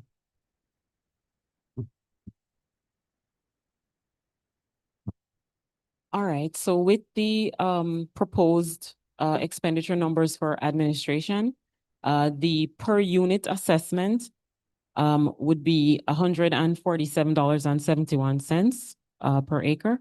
And so that's a change of $13.85 per acre. So that's a 10% increase. And that's with the current numbers. So once the board decides what the numbers will be, then we can come back to say what the unit cost would be. All right, so let's go into Parks and Recreation. And so the total proposed budget for parks is $4,073,414, and that's a $1.5 million increase, which is a 59% increase overall. And with the parks budget, we've also broken out the contracts. So you'll notice that there's a line item for juniper and then a line item for tree trimming. So we've separated those costs. And Mr. Lawrence will go into some more detail as to the budgeted amount for that contract, for those contracts, and also for operations. Pardon? Oh, yeah, sorry. Yeah, so for personnel, the proposed increase on personnel would be an increase of 369,000 based on the changing of the FTEs that Ms. Heiser spoke of before. And then for operations, you actually have a decrease in the operating costs of 284,277. You'll notice that the very last line on that page is a grant expenditure for 887,500. You may not recall, but on the revenue slide, the grant was 850,000. So what's happening is you're having a $30,000 match amount for that grant. And so the assessments would have to cover that match. I have a question about the Juniper. Yes, So we're showing nothing for fiscal year 2025. because it was included in the repairs and maintenance fields and grounds line. Okay, so we just moved it. Okay, thank you. That's why I just wanted to clarify that. Yeah, Yeah, so again, when you see that, it's because we cannot have these types of line items.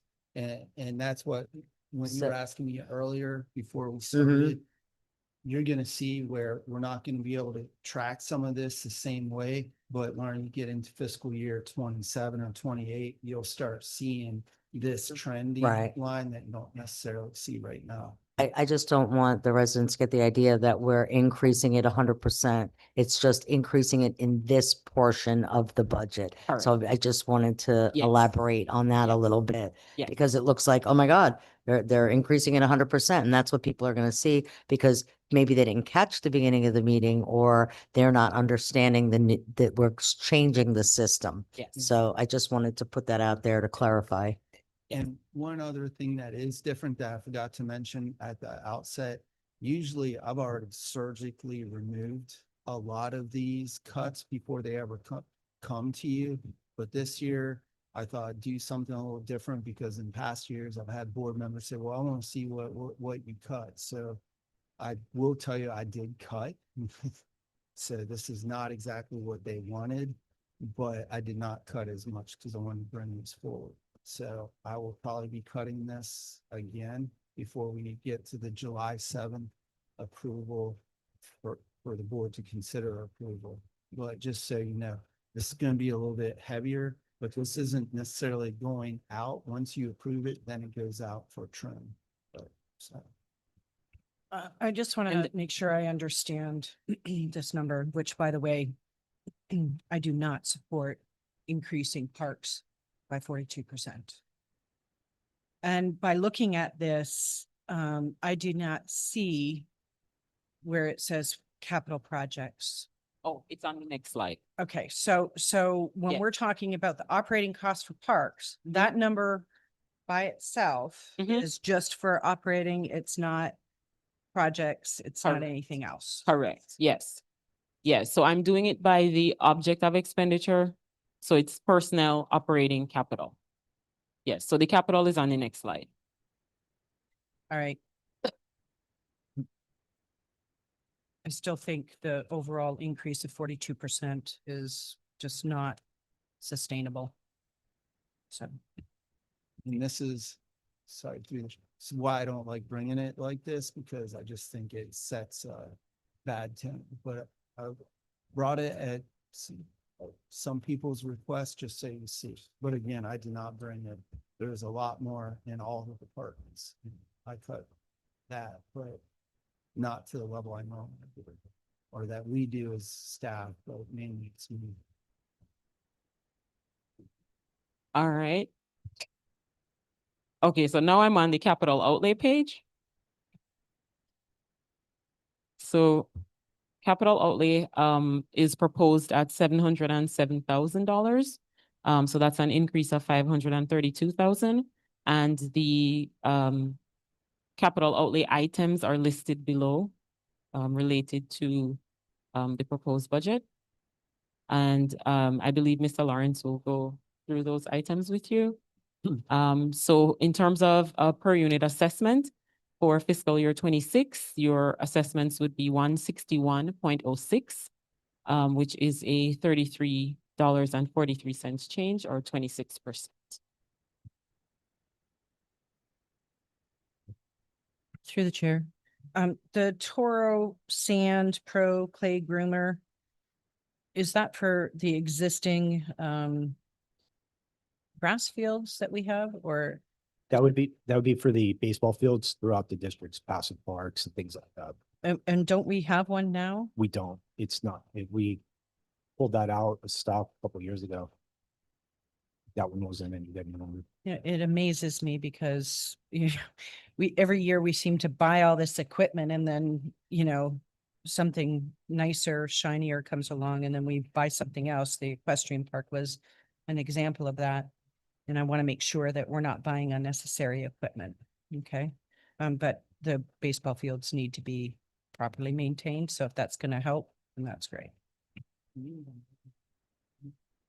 So when the last one, it was pulled out first year I was here. So it was like 3-4 years ago. It was at least 20 plus years. Things. Does- Just for the record, Parks is probably the one that doesn't get very much shiny new stuff, so.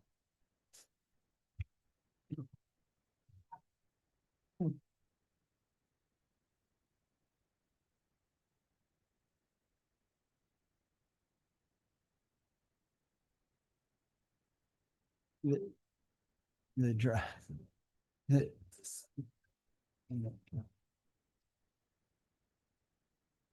All right.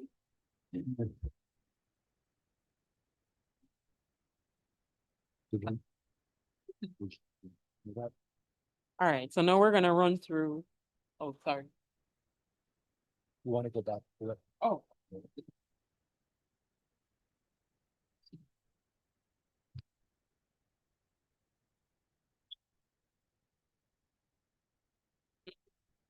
So and one of the reasons we wanted to kind of take over the passive park section of this, and especially South Expansion, is during those summer times where it's rainiest, that seems to be the contracted issue.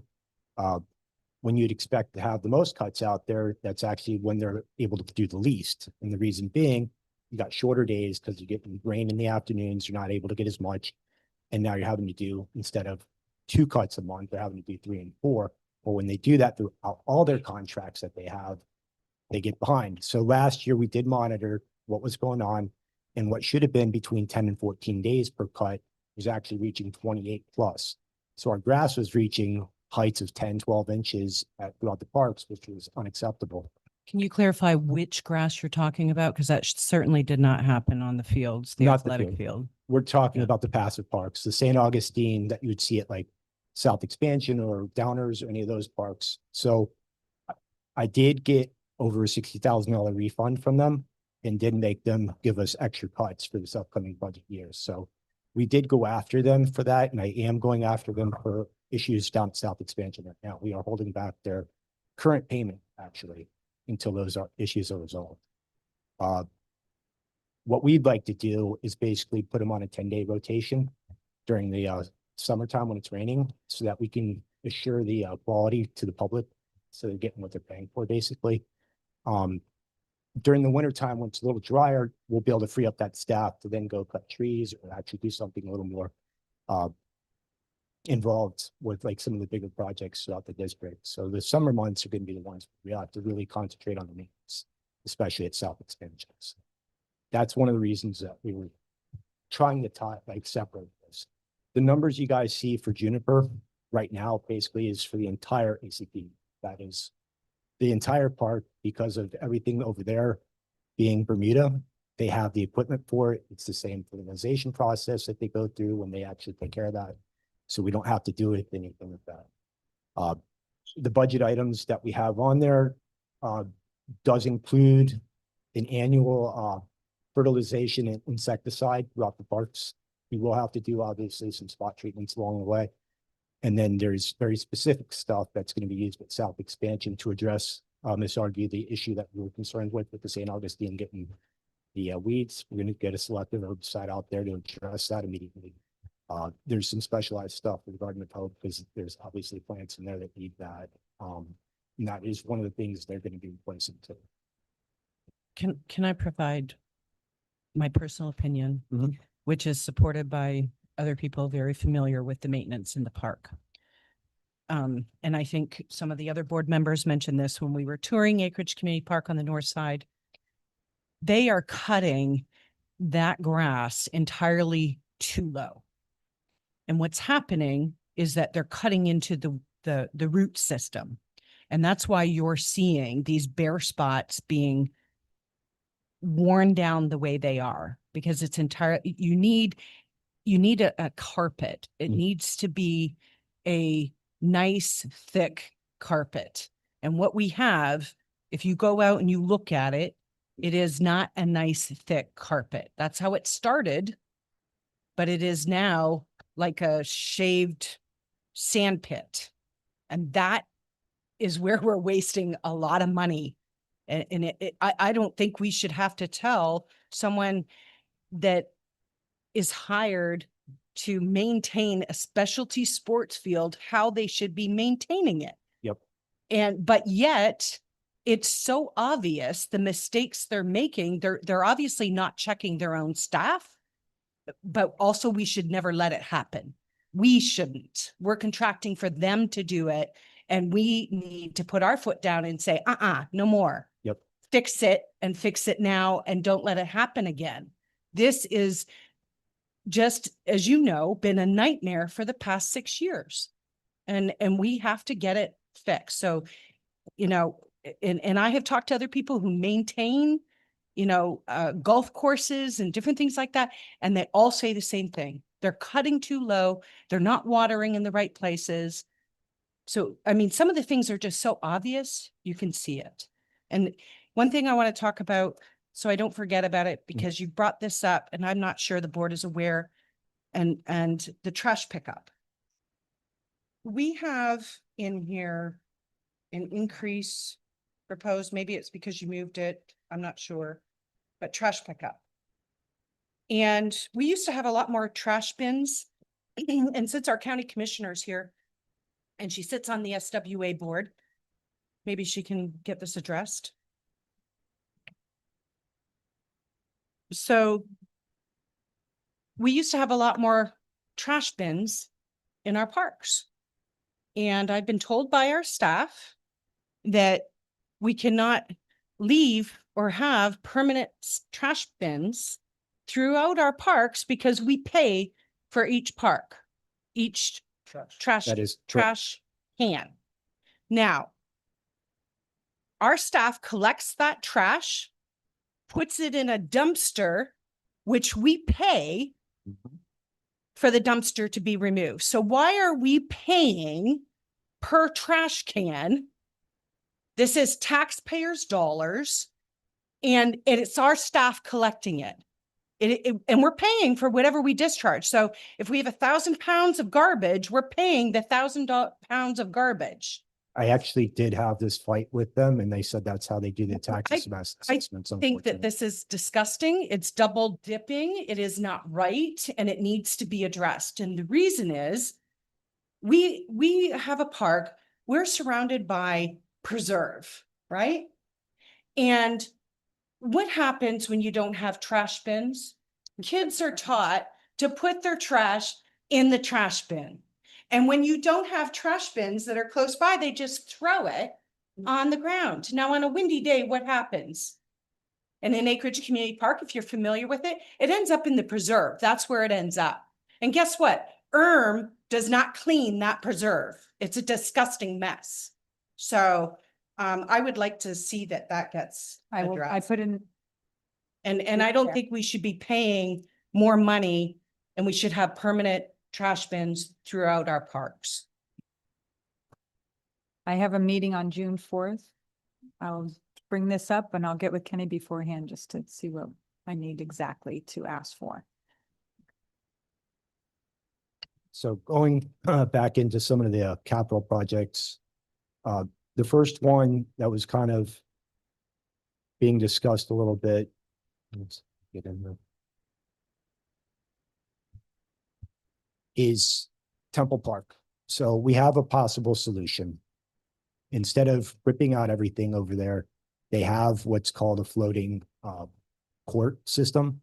And that will actually allow for any expansion, cracking and things like that underneath the surface without actually coming up to light, so you wouldn't see it. There is a sample in front of Ms. Accomando, and there's also a sample on the floor over there if you guys would like to see it. That particular product would cost the district about $175,000. It will involve some in-house prep. We will have to level out the surfacing of those two courts, but it is about a third of what it would be to actually replace it. This comes with a 15-year guarantee. I would personally recommend a lighter color as far as like the base so that you won't see the fading. They did say, obviously, it's kind of like the playgrounds. the red and the blues, the dark colors over a few years fade. That sample that you guys have in your hand is 5 years old. And it actually was left outside. I wanted a piece that has some age to it so we could really take a look at it. I've personally played on these surfaces before indoors. They make indoors, they make outdoors. They pre-line them, so we could even add our logo to it. It's like $75 more. You could add the logo to each of the parks. They are able to pre-line it to do pickleball and tennis, so that would be set up over there. If, let's say, the concrete lifts up in a section in the middle, they have a tool to where we can remove that section, fix it, and then reinstall that. So it is a good solution to buy some time. That's why it's being recommended tonight. The difference between that and obviously repainting it or resurfacing like a normal core, it cracks in the next 2 years because we can't fix it properly. You're wasting the money basically. But in this sense, you actually could probably buy some time. Did you see this applied at a park specifically yet? Yeah, I've personally played on these in parks. Is there any local that we could go see? They're getting me some areas that we could go Okay. take a look. Because I'd like to see it in action, so to speak, just to see Yep. what that result is. Thank I've you. asked for some spots that actually have been there for a while, so we can see reality of what it's actually doing. Not, oh, this one was installed yesterday. It looks beautiful, but So she stole part of my question. Mhm. Stole my thunder a little bit, but I definitely would like to go see Right. a court, walk on it, touch and feel it, maybe bounce a ball on it to see how it absorbs everything. Yep. There's nothing, it's that, right? it's that's the surface. Basically, it sits over top of a flat concrete surface. So it is a potential option. Okay, and you said that would be, did you say, maybe I misheard you, but a temporary Band-Aid for now? No, I mean, it's a Instead- 15-year solution. Okay, so it So would be it's- a 15-year, If that's the way you guys choose to go with it, you can paint it. So in the future, say it does fade or some of the colors fade, you want to freshen it up, you can go out there and paint it. And and So, that's what we're doing. so, so, and then you were stating that if there's like a spall in the concrete, they could just remove it. So it's not removing the concrete. We're putting this on top of, Correct. are they going to grind down the current? That would be something we would do in-house to keep the cost down. We would kind of do the pre-prep I would have done, maybe not to the same level because this will cover up that, but we would take care of that in-house to Okay, keep costs down. so curiously, I am pricing out for resurfacing the tennis court for my work. My court is not anything in the condition personally I see ours in, but they basically said we would have to take completely the court out and redo. It's not something where we can grind and just put a fiberglass overlay over the whole entire court, correct? For this, you can do that for this to do what you're talking about, just a regular like tennis court resurfacing, that we would have to pull the concrete out and redo it. You would have to. So there's no way of just, There's no way of guaranteeing because of we don't have any knowledge of how that was actually built, and it appears there's no rebar or anything out there. And okay, I do believe some of the popping issues and cracking issues we had were from that flood a few years ago. There's no way of properly fixing that to that level. Now with this over top of it, it's kind of like hanging wallpaper over a rough wall. You're never going to see what's underneath it. If it does expand a little bit throughout the year, it's not going to like be a tripping hazard to somebody because this is going to be on top. when they go to, do you have to have the company come and do the removal of the tile? Or is it something we can do You can do in-house? it in-house. They give you a little tool, comes with the whole product and everything else. yeah, You just Yeah. pop the tile and you can pop out sections from that point forward and you can kind of adjust whatever you have to.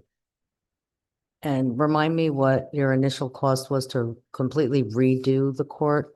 We're looking at closer to 600 to do something like that between the material, the resurfacing.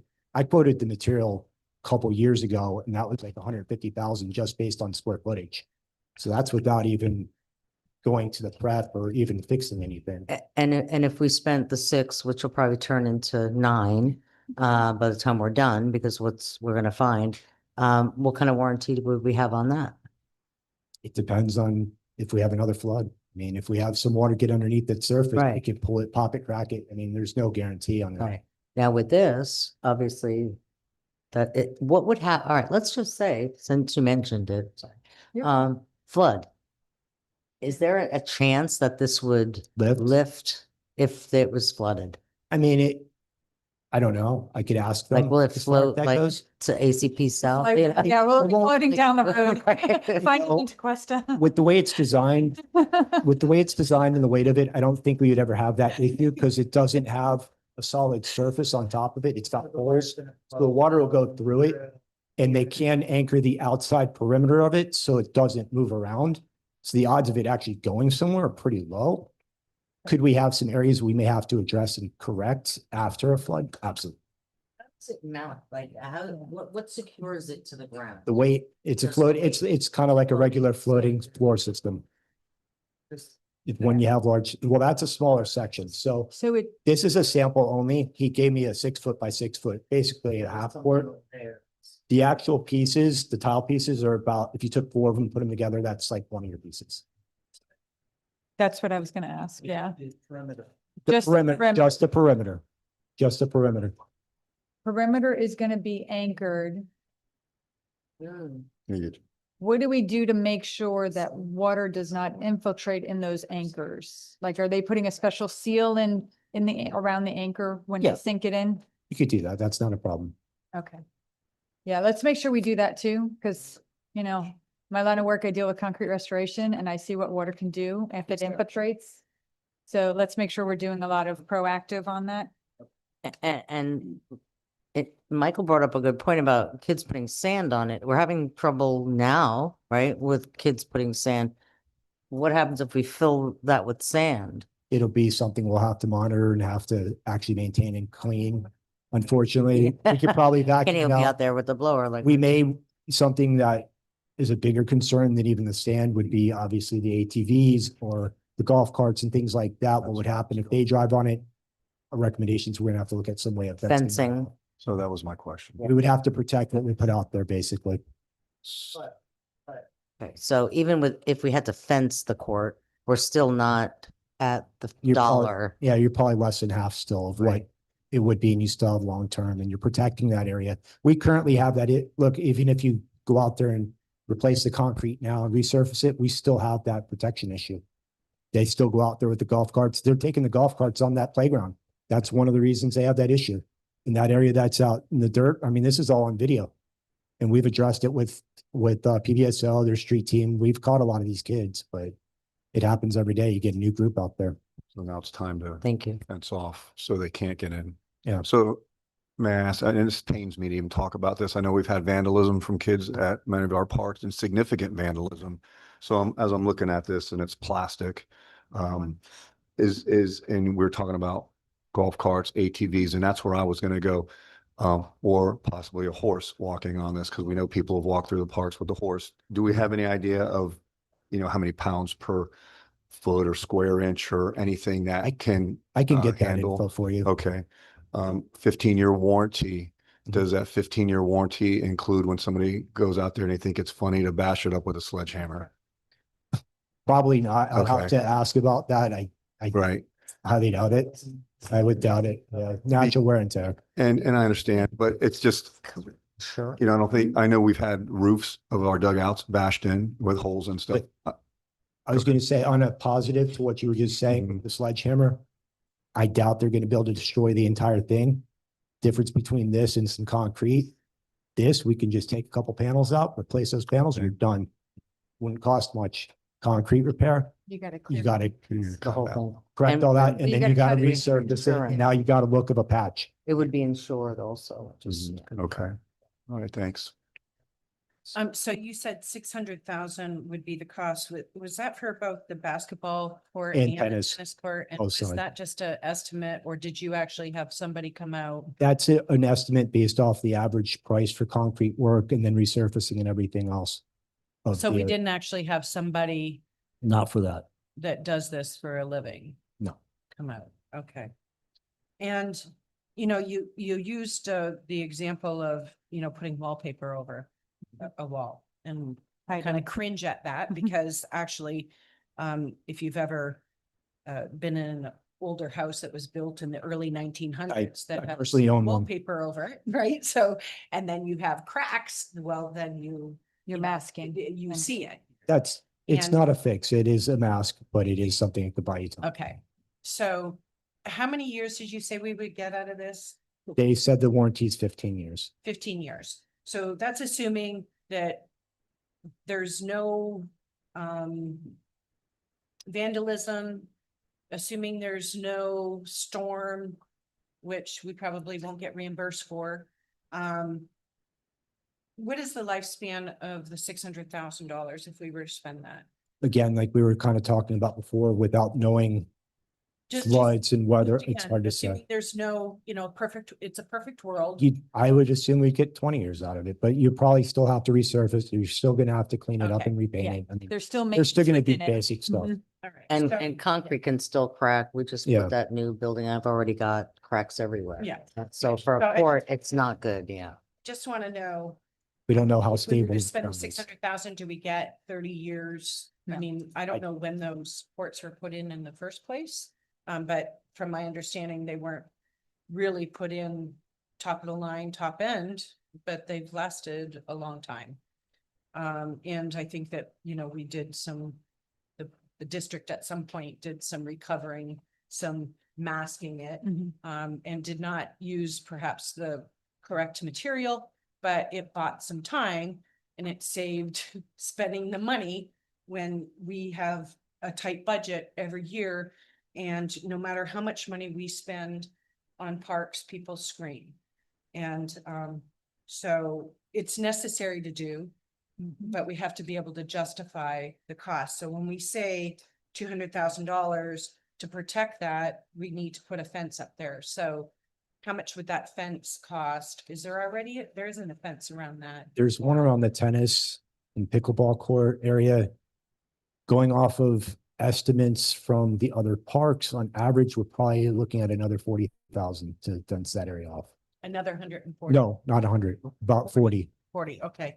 And just, I've played in fenced off Probably. court areas and unless you have the appropriate spacing for the fence, it's really annoying.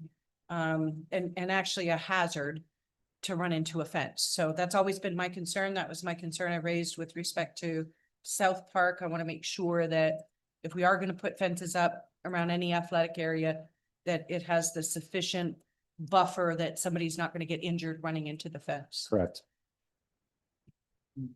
Just briefly, one thing that we can look at, and we should probably start looking at this at our other parks, and I really hate doing it, because when you walk into a park, you like to see it open, but just fencing off as much so people can't get off the parking lot with golf carts, ATVs. Dirt bikes will be a little more difficult because of ADA codes, but something like that. So we'll look at that as well. And then maybe we don't have to put in individual fences on the playgrounds or tennis. Well, usually about a tennis court, you need a fence, but a basketball, not. So as we were talking about access and people getting onto our courts, it reminds me that up on my mom's house, they have a community park, but it's only for the residents of the development, but it's also a very public accessed area, has a boat ramp and whatnot. They do key cards, so they have a gate. So I don't know. This is me just, as I'm thinking of it, I see the pros and the cons to it, because how do we gate off every, Well- to only allow access and whatnot, but I don't know if it's something maybe we could kind of work our brains on it on some of the parks, that we could put a gate with a gate card and the people could come here and they would have to pay for the card in order to gain access to. That- Might be something we could do. That new registration system we were discussing actually allows for that. It has that built into the system. It's something that we could implement at any time and you can swipe it. The only problem I would say with that is that I know it goes down often, so we'd have to just keep an eye on that, but I don't know, I was just thinking that, and then in order to pay for it, the residents can come and pick up a card, but it's $50 or whatever, and they got to pay for a replacement or so on and so forth. So just a thought, just to throw out there. So, all of it. I appreciate what you're saying there, and that works, you know, if you're an HOA or it's a private, more private thing. I think that our residents that would just infuriate them. So, but I appreciate what you're saying, and I get the intent. I agree with what you're saying, but I will say that my mom's area is a very open, similar to this, and the park is right smack dab in it. So it's public access, like people are using it to put their boats on and, you know, on the lake there. Right. So, and it's a private lake and everything. So they were able to put this key card system in to kind of avoid that because it's a very open, it's not like it's a guarded community. People could drive off of 27 right into this development. So if I'm just trying to think kind of outside of the box of how we can kind of restrain, even from people getting into like the South Park. I mean, I know the North Park during season and whatnot, hey, you know, it's going to be open, but if we could think of a way to maybe cordon off some of our other parks to where, you know. We can't do it. Can't do it in South at all. The other thing is with respect to our parks, and we got to look at some of the grants that were used, and there's specific language about what we can and can't do. And so anyway, what I wanted to say was actually kind of going in the opposite direction. That while we have this issue with horses and ATVs, the best solution is actually having staff and people present in the park. And I say that because I've been at the park on both sides many times. And so let's use North Park because we did not have a fence there before. It was not, I don't think we had anything. Was there, I think there was maybe a wooden. The little wooden fence. ones. Split rail fence that went from the driveway. So it wasn't a chain link fence. And so we put all this fencing in so we could lock up the park. And that works when we're closing fields down. It keeps people out. But we have these big gates, which we need for big machines to access the park. But oftentimes I find that those are either wide open or not locked. And they really shouldn't be. The only ones that should be accessible are unless you're there working, should be the pedestrian gates, right? Well, for emergencies, you'll still need that south entry into the north side anyway. I understand that, but on where the playground is, you have two different large gates there, actually three, and oftentimes they're wide open or not locked, and the kids play with them. They just do.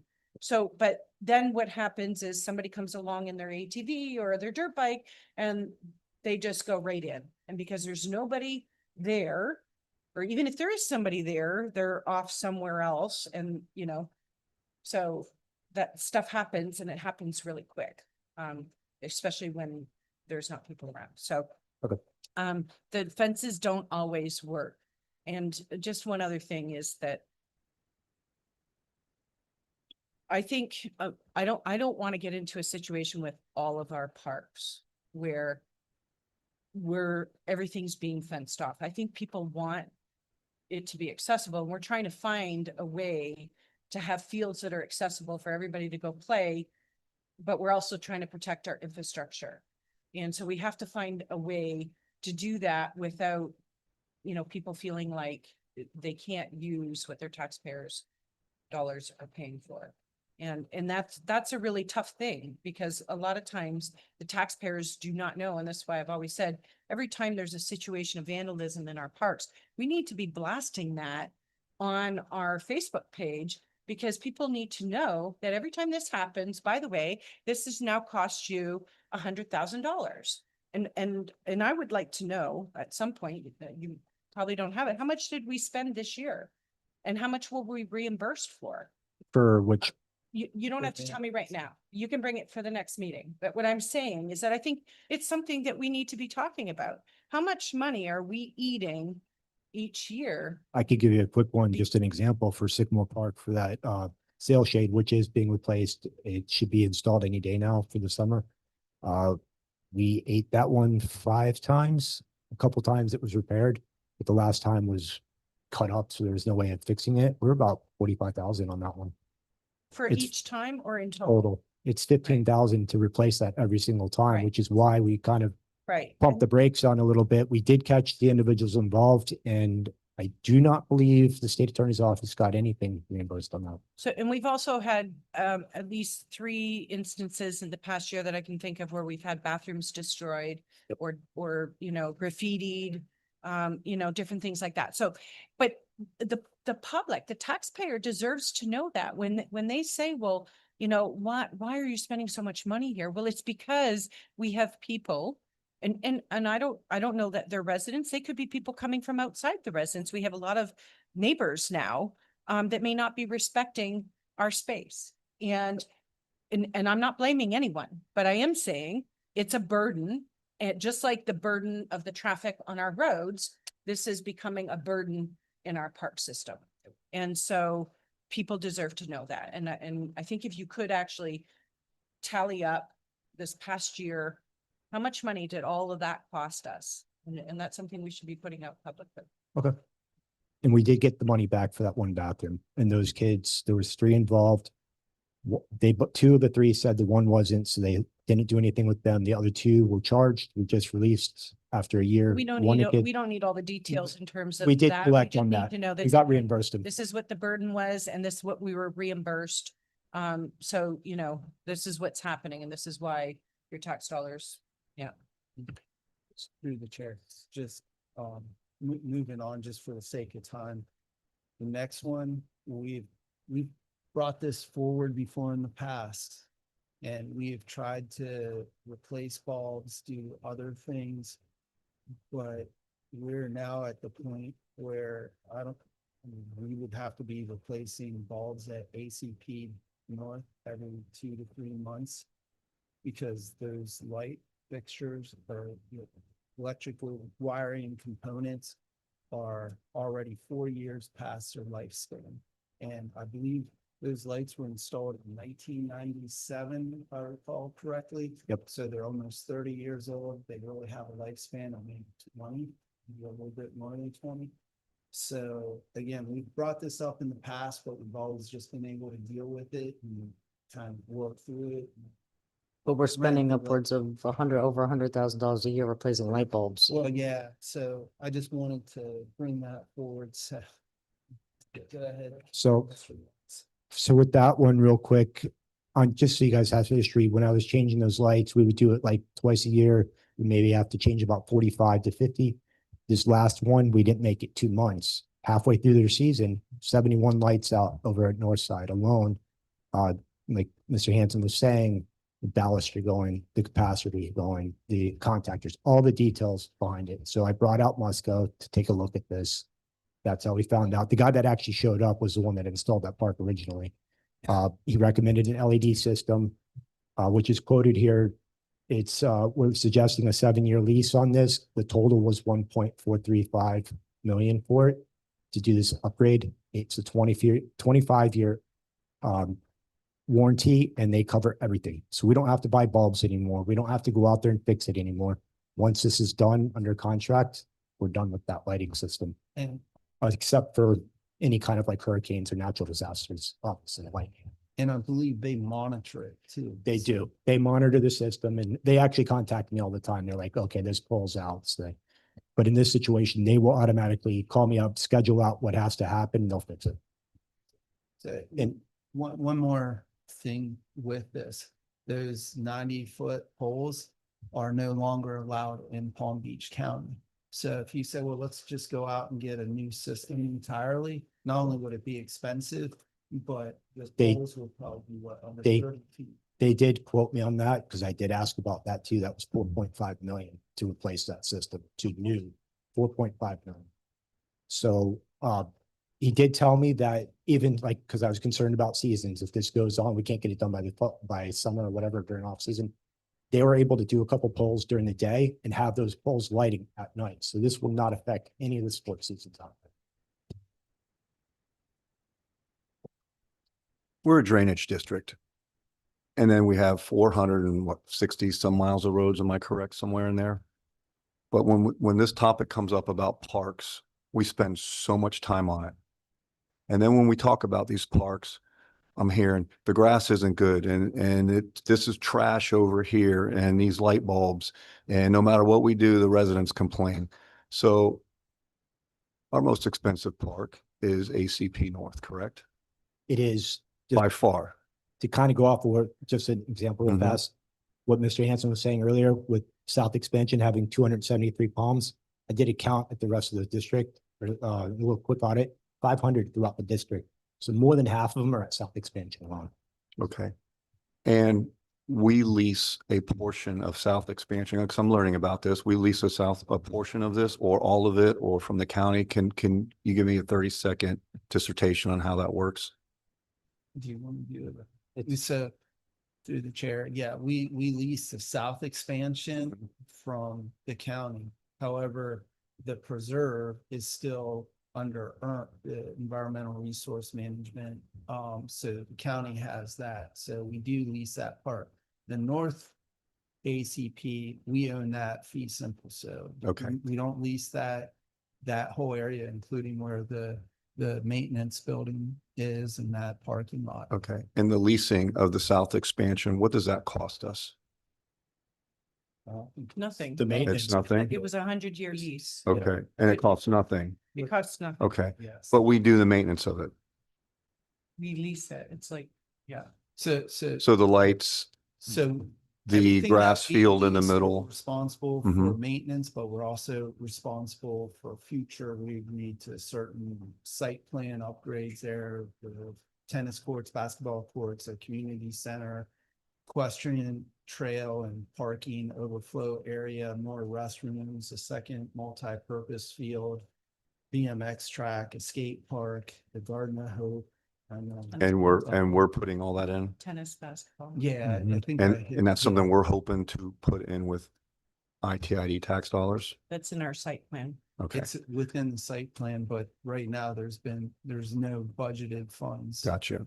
For those yet. So as I'm looking through all this, this is a lot. And it's a lot to digest. Let me go back. We're a drainage district. Maybe this is something, and we got awesome, our other parks, we could turn those into something awesome, but it just seems like the funds aren't there to make these parks as awesome as I think we all want them to be.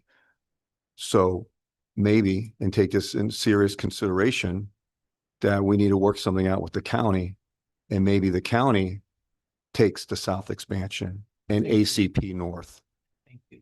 And let me finish. Thank you very much. And let's cut our ties with those two very big, expensive parks and maybe focus on our other parks. The teams will still be there. The Acreage Athletic League can just get their permits through the county. And maybe we can start looking at cutting some of this budget, because this is a lot of money. When I hear that the AAL would like that building renovated so kids could do homework in it. And how much was that to renovate that building that's just being used for storage right now? It's hundreds of thousands of dollars. I know you're hoping for a grant, correct? But that's There's- not guaranteed. We're gonna get somewhere around 450 for a hardening grant, whether it be like roofing, windows, doors, but we'd still have interior work No, to do. that grant only goes up to 250. 250, that is cool. Right. So it's 250. 250. And we're doing fine without that building. That, to me, that building, seems, except for the bathrooms, it doesn't seem necessary. It's not going to benefit football because it's not near the football field. That is a building that was meant for baseball. Baseball's not even played there. Baseball's out at Samuel Friedland. So I think this is something very seriously we should look at, because we are a drainage district and we're getting ready to take on this massive project. With the expansion out there with the 640. So I think it's something we should really look at and see and talk to the county and talk about, hey, what if we just turn these over to you? The residents are still going to use them. There's still going to be sports there. And maybe we can stop a lot of this, oh, these fields stink, or the grass is terrible, or juniper is terrible, and the lights and all this stuff. And something that we should really look at. And then take our other very nice parks and focus on those. Who's paying for the artificial turf in the south expansion? Is that going to be us? So that is through a $3 million bond that the county took out I forget when that happened as part of the surtax. Yeah, the sales surtax. So, and technically, this area should probably up more 30 million. No, 54. Well, million. 54, but at a minimum 30 million. We got 3 million at the time to build a community center. Anybody knows you're not building any structure for $3 million. So we did go to the county and ask that the infrastructure surtax committee, which is a group of residents and elected officials, considered letting us put artificial turf on the south multipurpose field. So that project's about It's 1.8. yeah, I was gonna say 1.75, but 1.8. And so that chews up almost more than half of that $3 million. So, Okay. yeah, But we- who's we directly, have- so it's a bond, but who's paying for the bond? Well, yeah, so the county taxpayers, when you Okay, go and buy that's what- something at the store, you're paying for sales tax. Okay. Which gets back to, I believe, what Ms. Argy is saying. Some of our parks, because they're coming through grants or things like that, whenever you accept that type of money, you're saying we will not charge an entry fee or daily entry fee or anything like that, or even if you have an event there, there's certain criteria or parameters that you have to work within. You might be able to charge like so much, or you could charge for parking, but not for the event. So there's all different avenues with that. But that's something for the board. I would like to look get into it. direction on. I would like to look Staff. into it. Because his parks are, they're not going to go anywhere. They're still going to be there. But all I hear is a lot of complaining about the park, those two parks in particular.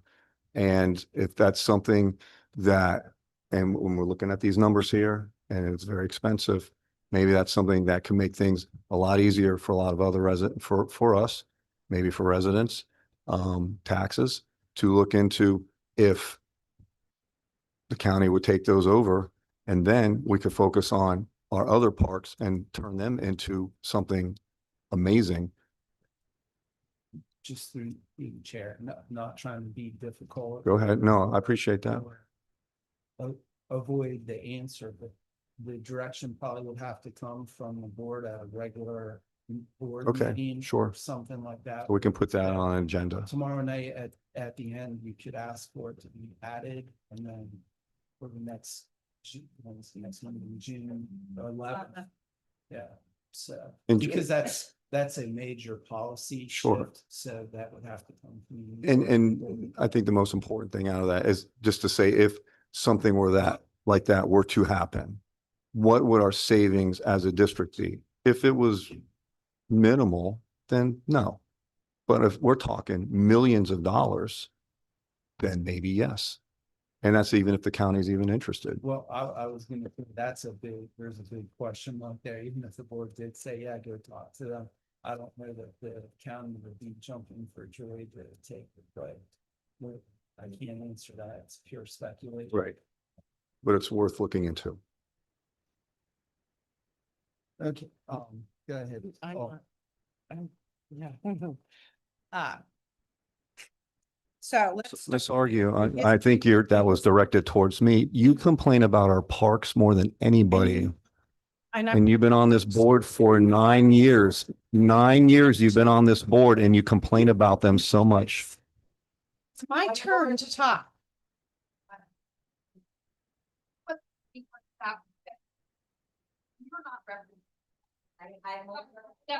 Okay. Sorry to be here. I wasn't expecting it down, but you heard the down. So the first thing is that the history behind Acreage Community Park, north and south, is a lot more than we lease a portion. There was a whole deal that was done between the county and Indian Trail long before I ever came along, okay? And there was a whole vision for that park, and it's been there for a long time. And yeah, I can't even begin to tell you how irresponsible I think that would be to turn over that park to the county. We've invested a lot of money in the park. Parks are, you said we're a drainage district. Yes, we are. But in 2002, we had a referendum and our residents said, we want parks and we want recreation in our parks. And our board has supported that all along. And as it relates to turning over even just the south side, well, you know, the land that the library is at, we own. That fire station across the street, we own. That's our land. They lease it from us. Do you think that, you know, the county should sell it back to us? No, we're not responsible for libraries and we're not responsible for the fire stations. The reason why we have parks in our community is because the county didn't want to put parks in our community and our community wanted it. And that goes back to the 1980s. Okay. So no, I do not support what you're suggesting. And if we were to go in that direction, then we should eliminate parks and recreation altogether. Okay. And that's how preposterous it is, because the Acreage Community Park has been the central park for our whole community. It is not, let's give that up now and go in a different direction. Our other parks will never be able to be a full community park like which we have. We don't even have the space anywhere else to have that.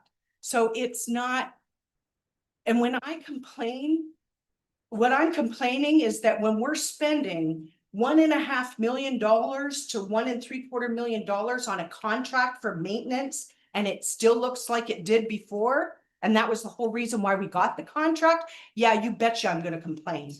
Because that's the taxpayer dollars, okay? So that's what I'm saying. We need to, When can I I'm- respond to Right, this? yes, all right. I'm talking. We need to Okay. stop. We need to move on. And so I kind would of, like to respond. This is time out through the chair. This is a budget workshop. All right, This all is right, a budget everybody. workshop and we're not getting done. We're getting sidetracked. We need to get back focused. and I Can never we- got to my point. Okay, We can save it for the day when he brings it through on the agenda. Let's get. So- that's what I was gonna say. All right, can we? Just let you know that I never said that I was, Oh, all right, you know. one person at a time, please. I understand that, but can let me finish my sentence. Let's move this conversation to June. All right, you'll bring it up and we'll have the conversation and we'll have it civilly. That's fine. And, That's my all right, question yet. I understand. So we really need to do we have a hard stop tonight, time wise? I thought No. it's about 5 to 8. Okay, so I think it's really important that we get through this. It's easy, we're passionate, it's easy to get sidetracked. Let's just get through this.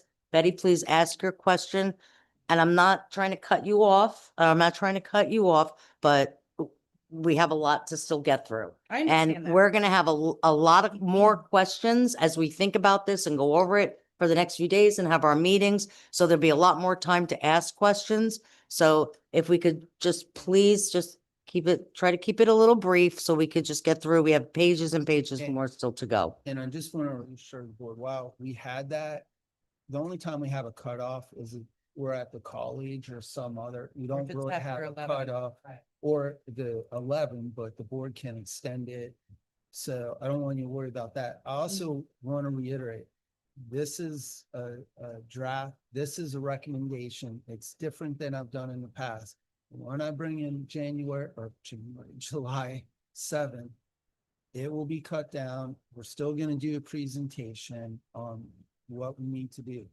Fortunately, that's why I said these silos, some of this, we have to do some of this, whether it's parks, roads, or stormwater.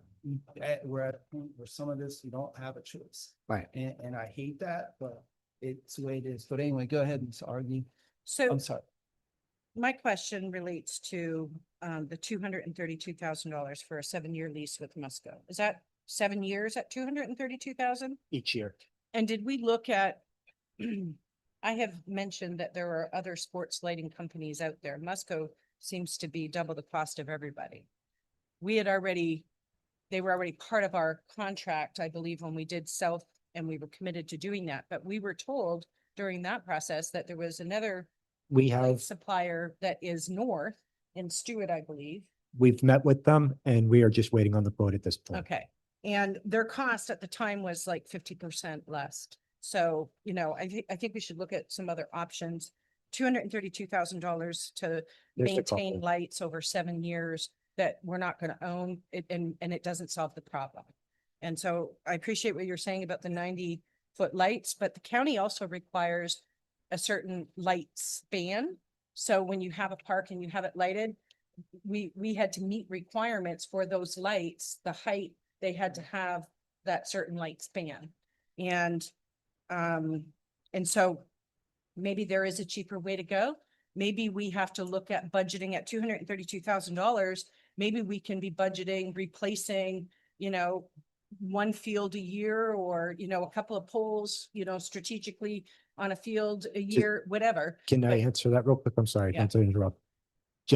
We did get a quote to replace the 71, just so it's in the back of you guys' head. It was $136,000. So just to do a part of it right now, you could be spending another 150 to maintain the rest of it, plus whatever this is. So it may not make sense to piecemeal it to that level. But you're replacing a fixture, right? And what you're saying here is that the 7-year lease is them maintaining the existing pole that we have and the equipment that's in there. And one of the problems has been is every time we have a strike with lightning, it fries some electrical component. So I don't know if there's some better way that we can manage this, but $232,000 a year for paying them to do it. And I know we're spending a lot of money, but there are other options. And And so, so again, we're getting more than one other quote. We're getting a couple more quotes.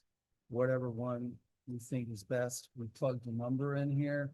I did not want to plug a $1.4 million purchase in here, so we looked at the 7-year lease, because we put a $1.4 million next tomorrow, everybody be saying, oh, the board is gonna approve, 300% or whatever it is, 92% increase in the draft budget order. So we just put this number in here as a folder.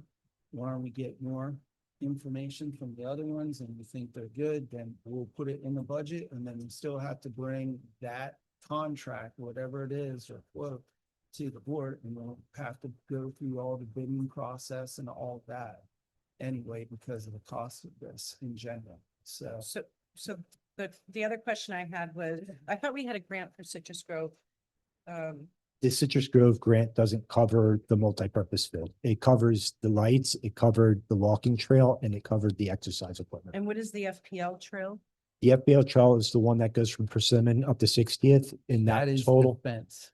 So the perimeter fence along the corridor. And okay. with gates, with maintenance gates, because we're required to have big maintenance gates so FPL can go through it. But also like smaller, like pedestrian entries that we can lock and close at the end of the day.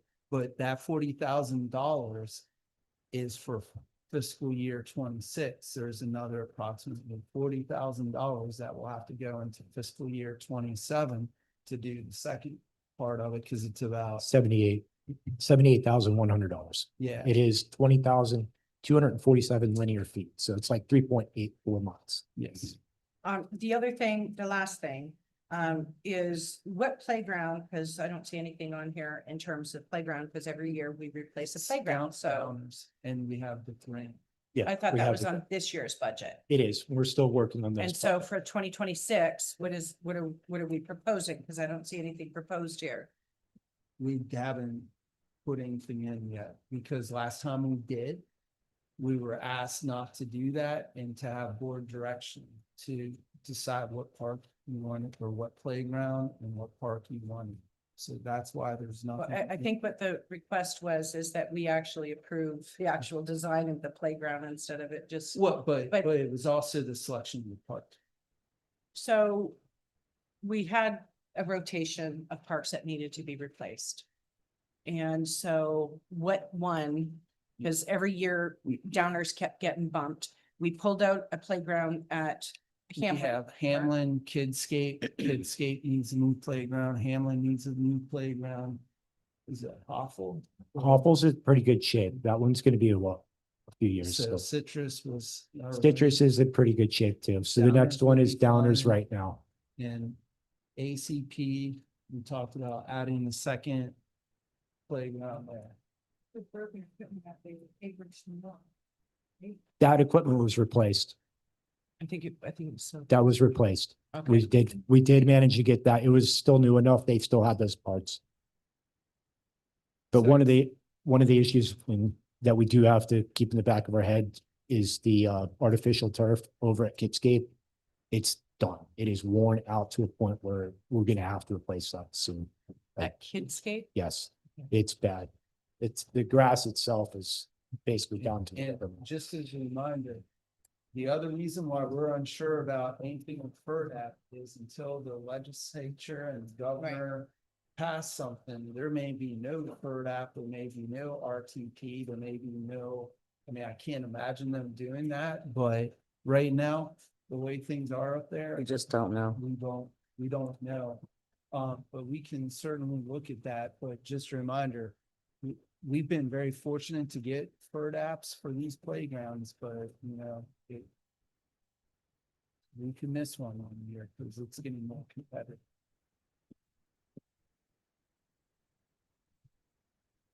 And if the one thing that just quickly, and then we can jump to the next, I think it's stormwater.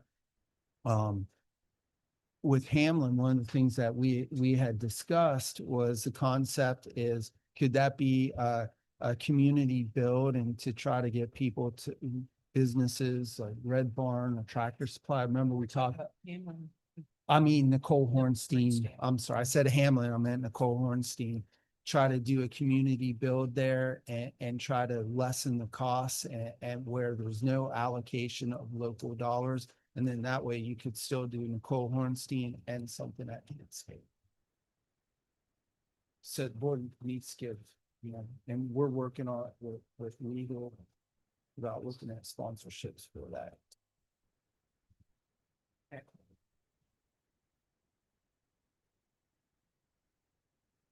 Next, thank you, ma'am. I publish that. So-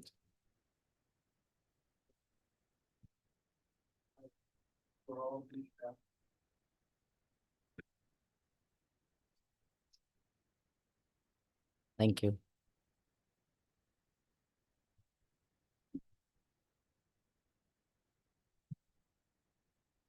All right, to the next department we go, and now we're talking about roads and sidewalks. Yes. Um. All right, so your total roads and sidewalks budget came in at just under 8.2 million. So you had a decrease in roads of 2.3 million. And a lot of this is because of the splitting of staff, because we're now separating stormwater, which I'll show you those allocations in a minute when we get to stormwater. So you had some decreases in your personnel expenses and also significantly in the millings, because we reduced the amount of millings that will be purchased, and we're gonna be using the amounts in inventory. Yes. There, because it is important, it's relevant. Another reason why I'm looking or recommending to really spread or split stormwater, roads and sidewalks is roads and sidewalks over the next 20 years. Not only are we focused on milling but we are having a lot of requests for new sidewalks, but we're also at a point And we're gonna talk about it tonight. We really didn't put anything in the budget for it because you already have a fund balance for the R2 roadway resurfacing. But this department is really gonna have to start focusing because you have Orange Grove, you have Persimmon, you have a lot of heavily traveled roads. And this is something that's gonna take project management and because maybe we can do some of it in-house, but it's very expensive to run an in-house paving operation. But that's another reason why we're splitting this, because these areas now are gonna become very complex and they're gonna become very wide-ranging in all the projects that are going to be going on.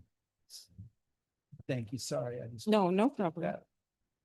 All right, so almost halfway down the page, I just wanted to draw to your attention that there's a line item, maintenance canals, drainage swales. So because stormwater is being shifted, that cost would have moved to stormwater. And you'll notice that we have some new line items, road preparation, milling roads, dirt roads, asphalt sidewalks. And that separation was also for tracking purposes. So that Mr. Lester and his department are able to drill into how much they're spending on each type of road and each type of project that they're working on. So that you will see going forward is that breakout. But in the prior budgets, they were all under one line item. And now we've separated them. All right, so let's do the individual ones. All right, so your personnel costs were reduced by 1.1 million as a result of the shifting of staff to stormwater, to the stormwater department. All right, and your operating costs also went down just under 787,000. So you had some reductions there.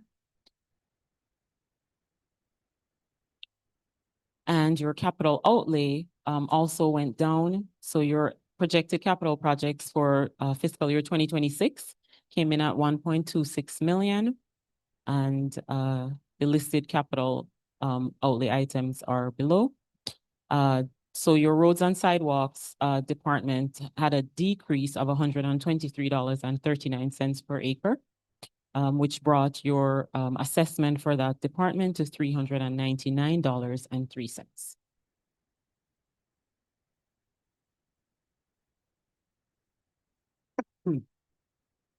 Right?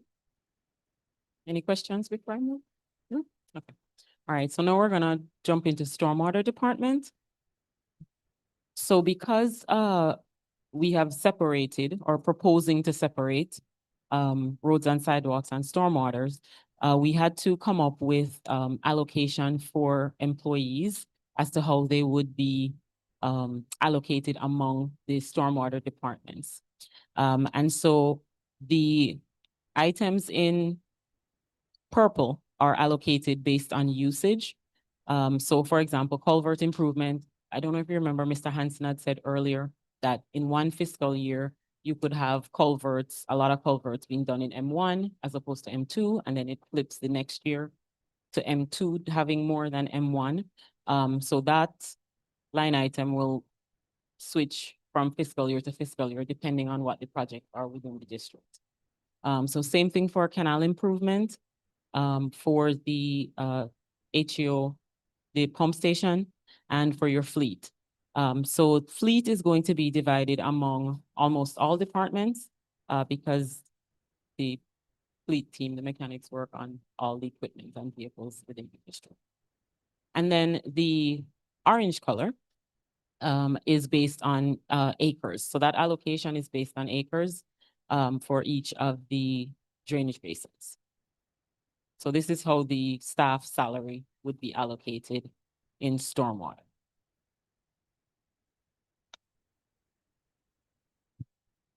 Good, Chair. So, I mean, in the past, we've always tried to, we had zones and we always tried to make sure that there was a balance of improvements that were happening throughout the district. How do we ensure with what's being proposed, we're paying, but we're not necessarily balancing out the projects? I mean, there shouldn't be 1 year we're doing more in the M1 than in the M2. We should be doing a project in the M1 and a project in the M2. So how are we? I Yeah. thought we were allocating this Yeah. based on projects, not on. Well, we're doing it both ways. So, and this is where the strategic planning and moving forward, as the board says, these are the priorities for the upcoming year. So without getting into it, like, let's say, for instance, that we wanted to build temporary detention ponds in the M2. That would be something that we would do where it would be very heavy, probably labor intensive, material intensive, all that. So that would be reflected in here, whether it's fiscal year 27 or 28. So the board sets what those priorities are around the district, not, so we might recommend, hey, we have 5 culverts in the M2 that were previously acceptable, but now we think they're unacceptable and we need to switch them out. So I think that, all this still has to come through the board.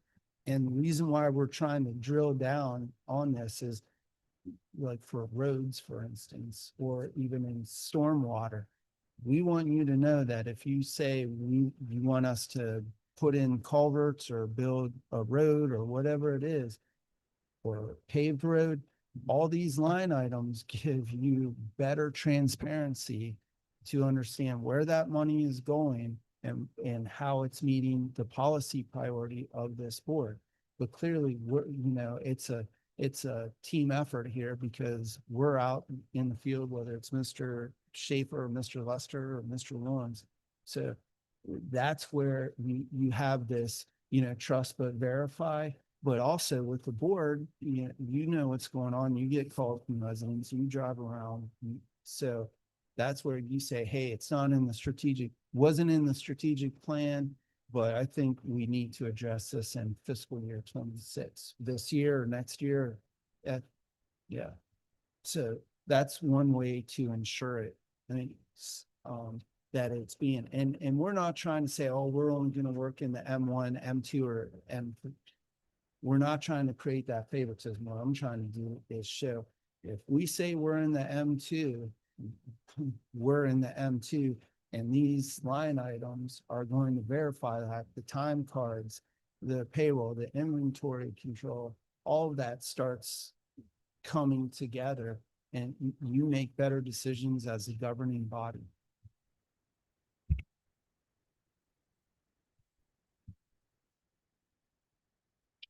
All right, so this is the overall stormwater budget.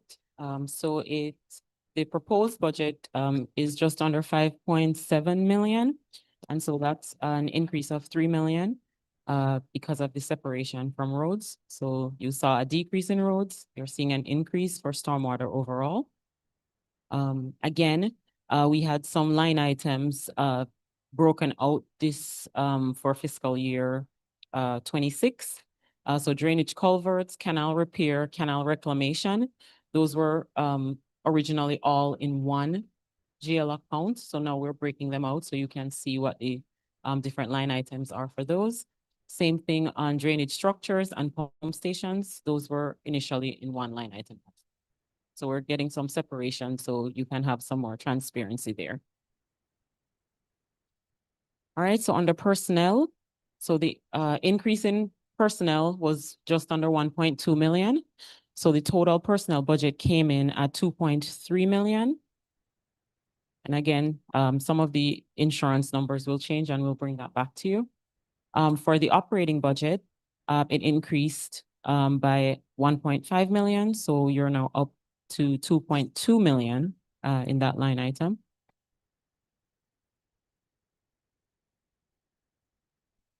And you'll notice that the majority, well, not the majority, but a lot of that is for that grant expenditure for the M0 canal. And so there's a corresponding grant revenue up in revenue for the portion of the M0 canal that will come through the grant. All right, and in capital outlay, proposed budget of just under 1.2 million. So that's a change of 455,000 from the prior year. And the listing of the capital outlay items are here. I'm not sure if Mr. Schaefer wants to explain. or Say something. So the majority of the capital outlay for the pump station. We recently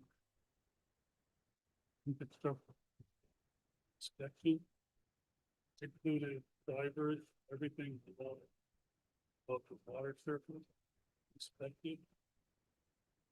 Whole support system. So the report came back. Priorities for 1 year, 1 3 years, 3 5. What you're seeing here is year one is what we should be working on. 3 of the stations all need new decking. So currently the decking that's on, like cheats in itself and welded up. But anytime we gotta pull a pump, or even go in there and do work, we gotta cut it open. Take a piece out, weld it back in when we're done. So the suggestion now is to put a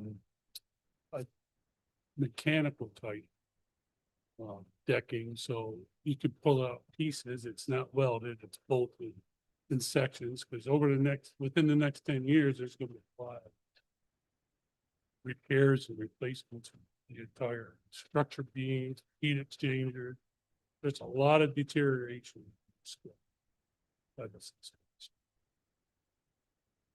So, I mean, I have videos of it, pictures, assessment. Cost. Over the next. Within the next big. That's raw, this is. That's for mainly the decking and the structural beams and for the decking.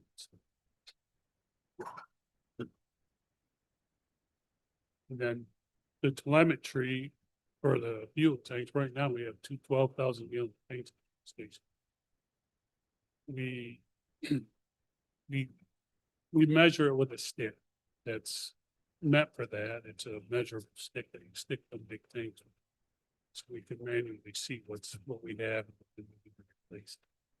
My suggestion is to go in there, make it tie it into our telemetry so I can visually see on the computer.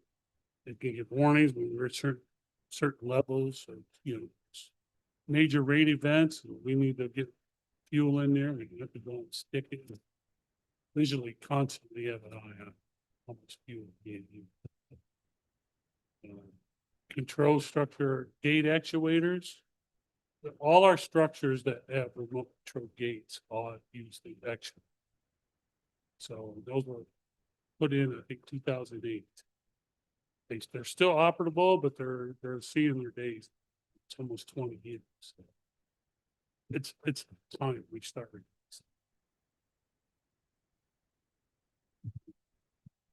That's where the structure. It's just something we're going to see a lot more of that over the next year. That we do some work in the construction. So through the chair, I'm sorry. No, it's okay. Go ahead. No, I was just going to say, one of the things that we're really going to focus on, because we've received the calls, and I think our crews have done a really good job, but really going to focus on swales and really, because we've lost the grant, the HMPG for the east-west conveyance, we're going to have to figure out some ways to do some of that in-house where we can. So that's also another reason with stormwater, why we're delineating this. Plus, I think also, and this is more a district engineer than maybe from me, but one of the things I think over the years that we'll need to look at is, do we need culverts in certain locations? Should they be pulled? Should something be put in there different? This gives us the funding mechanism to actually do it, whereas when it was under roads and sidewalks, it really wasn't the appropriate place. I agree. And drainage. And we're capturing the costs of all those drainage units within. Right, which is one of the most important things we do, because without drainage, roads and parks are And done. then the only other thing, because we kind of, we skipped right into stormwater, but before we get into aggregate, because have Mr. Robinson, Mr. Lester, and Mr. Schaefer, and Mr. Morrison here, I'd really like to talk a little bit about some of the capital outlay for equipment, because, you know, we do, you know, they've done a very good job to develop a 5-year plan for equipment replacement or vehicle replacement, but we're just doing more, and we're trying to do even more as if the board approves portions of this budget to expand service level.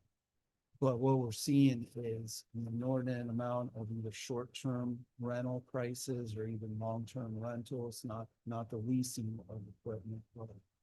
So I really like if the board is okay with it for both roads and sidewalks along the stormwater, we can split them up, but for Mr. Robinson and the team to talk a little bit about the importance of why we're asking for a paver, why we're asking for rollers or a water truck, because we're renting this equipment or we're at the end of life in other cases. So, Mr. Robinson, I'll let you kick it off, and then Mr. Lester and Mr. Schaefer, Mr. Wilson can answer questions or add more detail as they see fit.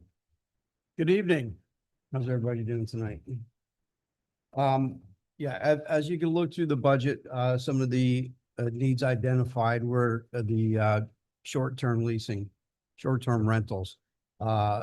Because of the additional work we've been doing with the millings and other projects, we're having to rent a lot of additional equipment to keep up with it.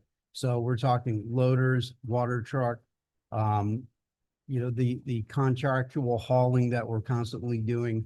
All of those are basically money out the window. At the end of the day, we have no fixed assets to show for it. We're doing a level of maintenance and repairs and capital right now to offset the short-term rentals. And granted, all this wasn't just done on maintenance and repairs. Some of this was also attributed to other projects we were doing, such as the hurricane cleanups and from the tornado Milton, and other projects that pop up. So we have looked at the best way, you know, we're still going to need machines short term for projects when ours go down for repairs. But this is like the most cost effective way.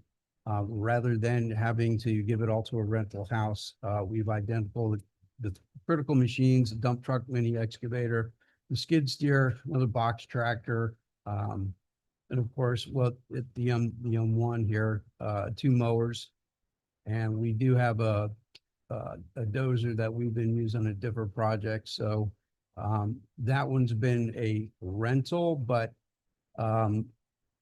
John Deere it's not a lease, but they were willing to credit back 70% of that purchase towards the payoff of it. So with that, the total outlay of equipment is broken down for stormwater within the M1, the M2, and the M3. So just as we identified before of the cost breakdowns based on terrestrial and man hours, these will be also divided up between all those basins as well for stormwaters. So we're adding another dump truck because of the $400,000 or $500,000 we're spending in contractor hauling. And you know, the rest of the equipment, it's self-explanatory. There still will be a need for short-term rentals when we go down in special projects. We've done very well with the paving in-house, and we've been renting one for $8,000 a month, $850. It's about $10,000 a month. And what we're able to pave with that, if we were to have a contractor come in here to do that, every little intersection or pipe repair, we'd be getting hit for $15,000. And we do 2 of those a month. So right there in itself. And we have other paving needs. We did 89th in-house. They came out good. You know, we still have a little bit of learning curve to do, but we've come a long way. In fact, I have a major paving contractor ask us if they'd be willing, if we would be willing to sub out to them to pave their sidewalks. They came and looked at our process and the little paver that we're using. So, you know, once again, this is, at the end of the day, you know, we're putting fixed access back into the district for equipment we need to do the jobs that, you know, the public's demanding, and for all the infrastructure that needs to be replaced.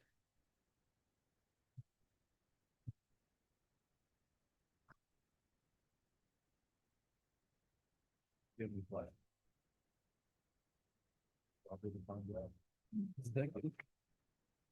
you want me to go back Alright. to the, did you want me to go back to the roads capital outlay? No? It's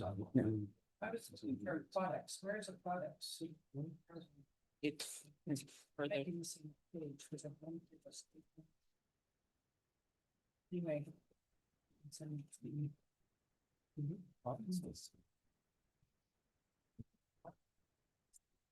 Yeah. They're gonna cost. Yeah. There is no product? No, there is. Yeah, I can't. I'm just reading. Or the second page from the end. Third. That's fair. There it is, yeah. So the reason why I was looking for products, I saw a line item and, you know, in the past, we had aquatics under stormwater. And we actually had a full-time employee or two that was dedicated to doing that. Now we have a contract, we contracted out. And I see this price is going up. And I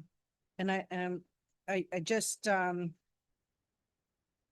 wondering, again, there's a large percentage of the M1 that is used for aquatic, but I rarely ever see them in the M2. So, you know, is the M2 even part of the contract? And Yes. I've literally have never seen them in the M2 area. I've seen them in the M1. Never seen them in the M1 or the M2. So, I was wondering about that. You didn't put that.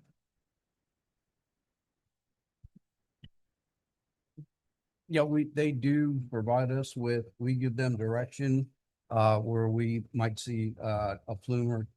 And then they provide us back with all the tracking maps that they've been doing for the entire district. Okay. So we And they who- do track those. We do track those. Who's treating around the signs? Stop signs? The signs of mowing, No, has been doing that. no, The combination of, Mr. Du Bois as well. yes, and our sign tech. Just one thing that's not included in here, and certainly I'm not proposing it right now, but we did receive a request about 2 months ago from Seminole Improvement District to partially pay for maintenance of the M2 canal. You know, they want a permit from us and other things, but they requested that. They have not followed up with us, and they never provided us any formula or even justification on why they would request such a thing. And I'm unsure whether or not Lion Country Safari, who also discharges into the M2 canal, pays for any maintenance there. So I just want to reassure the board, in case it comes up from anybody in the public, we have not included any money for the actual M2 canal maintenance, whether it's vegetative control or anything else. Can I ask, that legal and, engineering put together a package regarding the backup material for that? Because there are permits, there's an agreement. There's 3 permits for gates at the C51. We have one of them. Seminole Improvement District has one, and Lion Country Safari has another. And it's my understanding that we operated essentially off of a handshake deal all these years, but there were also agreements that were made when that land for the M2 was turned over to Seminole Improvement District. So I would appreciate that if you could put together a package and send that to the whole board, please.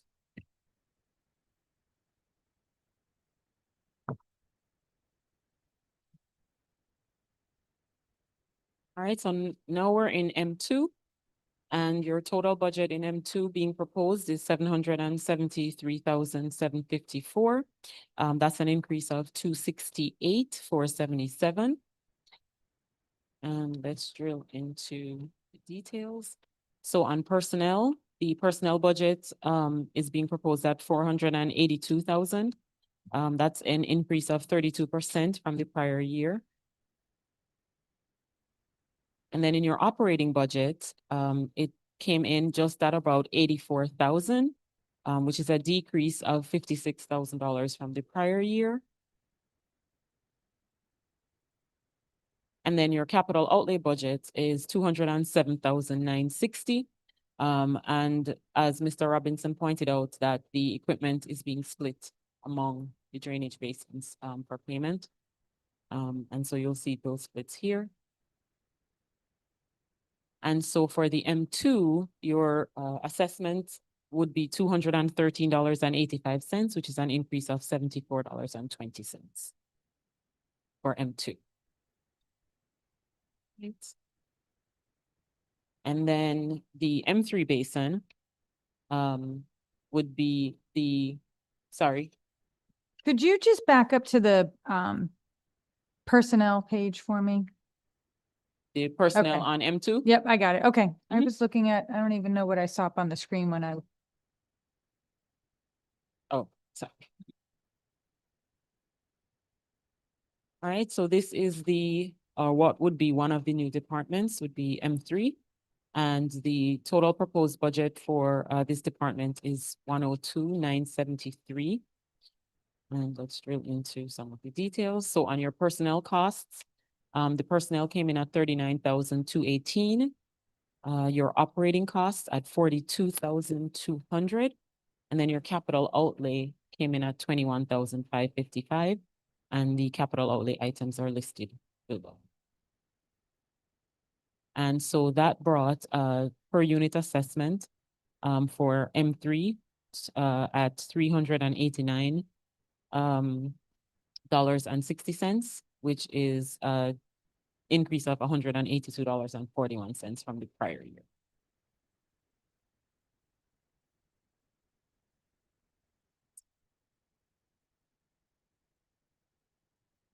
Any questions? All right. Okay. All right. And so now we're into the other potential new department, which is aggregate production. And so the proposed budget for aggregate production is 1,668,131. And the details of that, your personnel costs came in at 266,755. Your operating costs came in at just under 1.2 million, and your capital outlay came in at 215,000. And I don't know if Mr. Robinson wants to talk about the capital outlay for this one.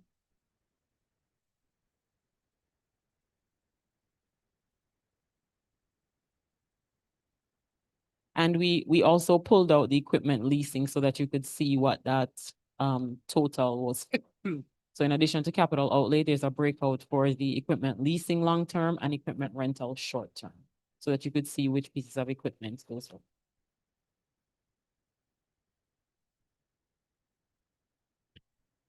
Thank you. Tomorrow I'll be coming back in great detail with a PowerPoint breaking down every single line item of machines, repairs, fuel, wages, and equipment costs on that. So what we've done is looked at the most effective way through various years. Since I've been here, we've excavated material for different projects throughout the district. And I know Supervisor Argues has said, there needs to be a formula that looks at what the cost benefit for those residents in the M2. We understand that, and that is it's a complicated process. We were trying to get through this whole budget thing before we dive into that. Because one of the things that has to be looked at is, yes, what the dollar amount would be raw for that material versus the additional water storage that is gained. So all that is going to have to be factored up there. And when we put this together originally, it was just going to be an offshoot with the machines and everything. But because of what we're doing now with the ERP system, this division is not only just going to be for rock production now, but this is intended for us to get these costs from these machines now and to offset the price increases that are expected, well, not expected, they're already implemented right now from Palm Beach Aggregate. We've looked at different aggregate sources. Like I said, I'll go into further detail on this. But this gets us the material needed for the canal reclamations. The goal is not to outsource any materials and to have fixed assets, not only from this, but when we move into the 640 acre excavation of the impoundment expansion. So everything is captured in here right down to our fuel cost, wages, insurances, everything that's in there. Thank you. And we're going to be talking about that tomorrow night's meeting, right? Yes, we will. Okay, because that has not been approved by the board. So This we is can, proposed. right, okay. I do want to go back to the M3 because I'm looking at this and I heard you say that we need to start maintenance, but we haven't finished with the capital improvement projects there. And I'm curious because I think we made a certain commitment to those residents when we activated that unit. And looking at this, I mean, $182 change may not seem like a lot, but actually what that means is that's an additional $182.41 per acre for somebody that owns 6 to 10 acres that. Can I interrupt you? No, We have wanna- somebody that owns 40.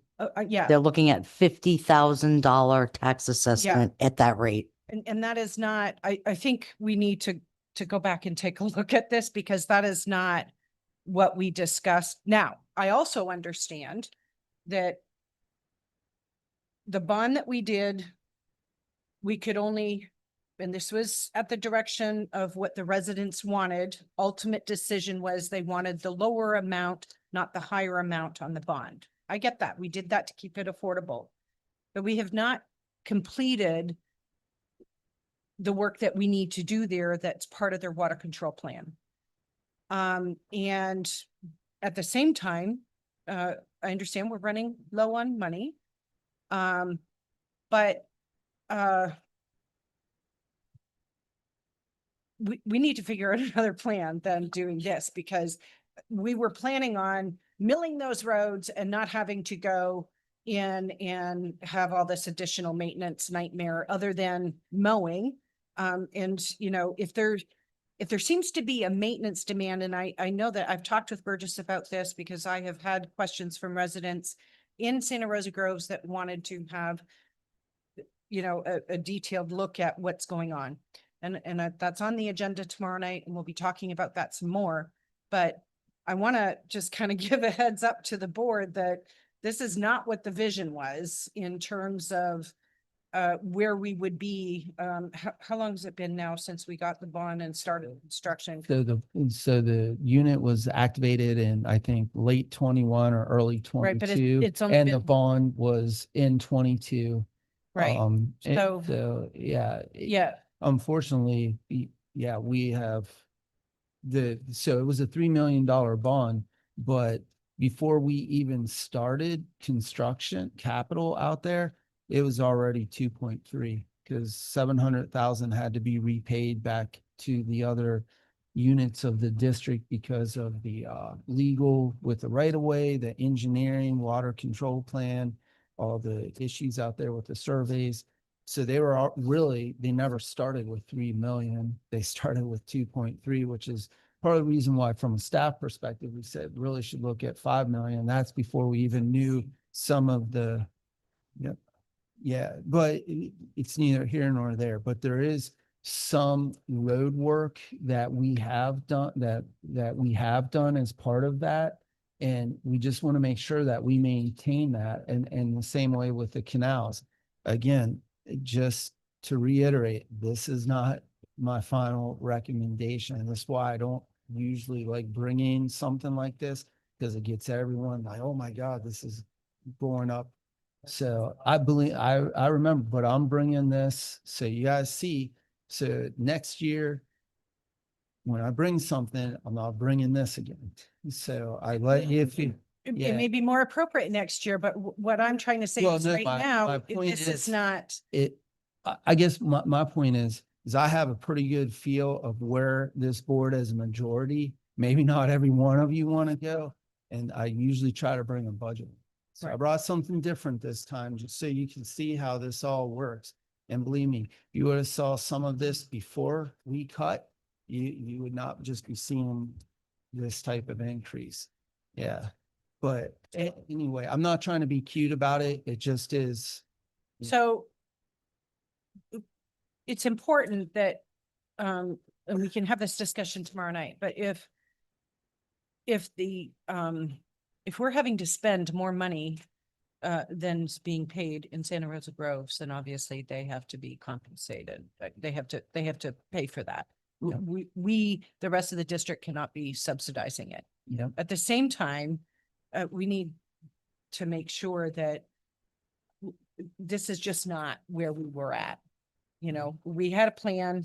We have not completed that plan. And I assure you that either tomorrow night or the next budget meeting, every single resident of Santa Rosa Groves will be here because it will get out that, you know, we're talking about increasing their assessments by 182.41. And I'm already hearing that they're not very satisfied with our progress, even though, and that's why I asked that we have an update on where we're at. I also asked that we have a credit for some pipe that we purchased that's just been sitting there, and apparently we can't afford to complete that part of the project. So we need to be talking about these things. And then we need to be talking about a path forward that is doable, because this is not it. Yeah, and just to be fair, we did not just go out and buy culvert pipe. We bought that because it was going to go up exponentially, and we bought that pipe. However, like everything else, especially in Santa Rosa Groves, where we started doing things, we found that certain people's fences or dry lane roads or swales or whatever weren't where they were. So I understand what you're saying, but just for the record, I just don't want anybody to think that we were out there, oh, let's go buy all this pipe. That we did not do that. We bought it. And tomorrow night we are bringing forward a thing where we can legally do this and check with the audit. From an audit standpoint, other units can buy that, and we can certainly use that in other places. And then the money that they buy it at, which will go back into the unit 20 for capital only. We cannot use that for maintenance, so we cannot offset whatever that final maintenance cost is. It has to be used for that. And the other thing, just for Mr. Vazzalotti, for maintenance, we cannot use maintenance dollars to build a road. So we couldn't say, well, let's just put money in the maintenance budget to mill a road. But that's when there's an existing road. There's no existing road there. So we could do some of the roads that we've done out there, but not the newer roads, not like Dennis and and even other segments that where we've done certain things, just so you understand. That's why we don't put money in maintenance for new roads. Yes. And through the chair.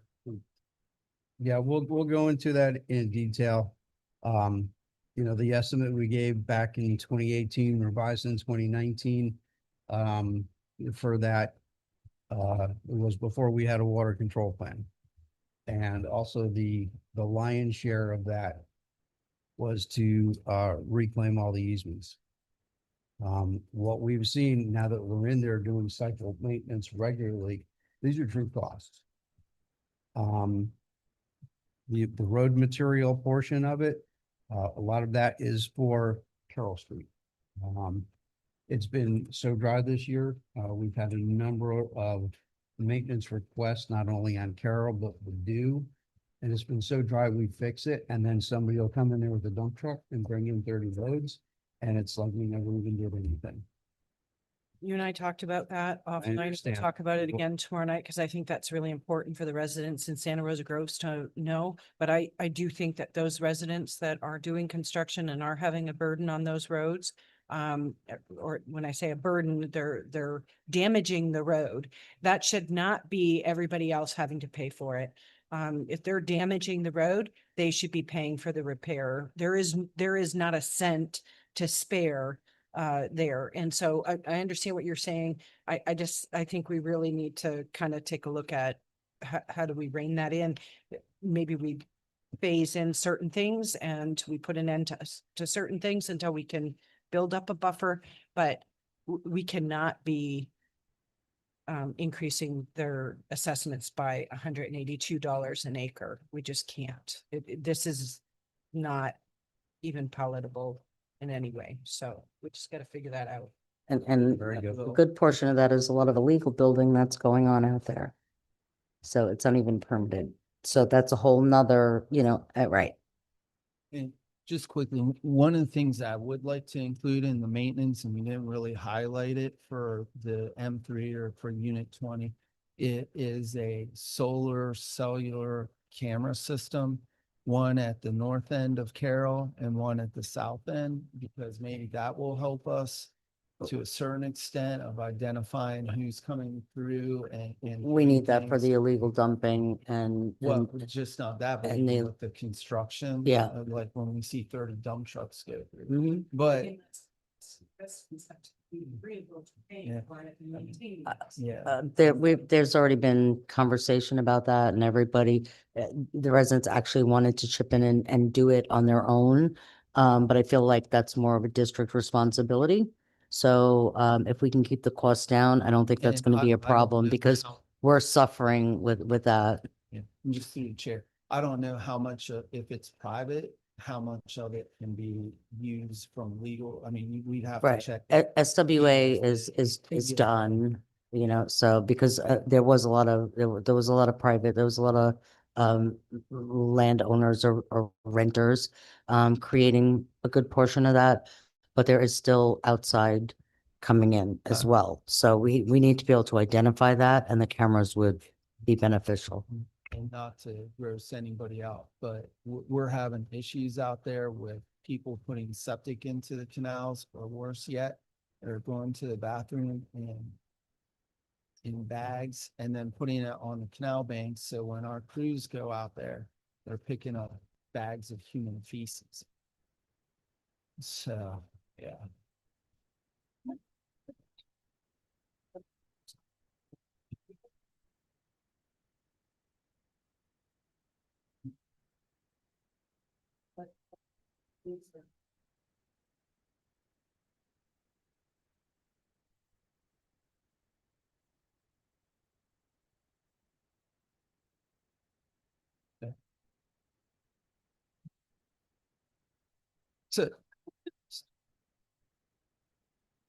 So, the one thing that, I'm sorry, the one thing that we did not include because it would be a larger ticket item.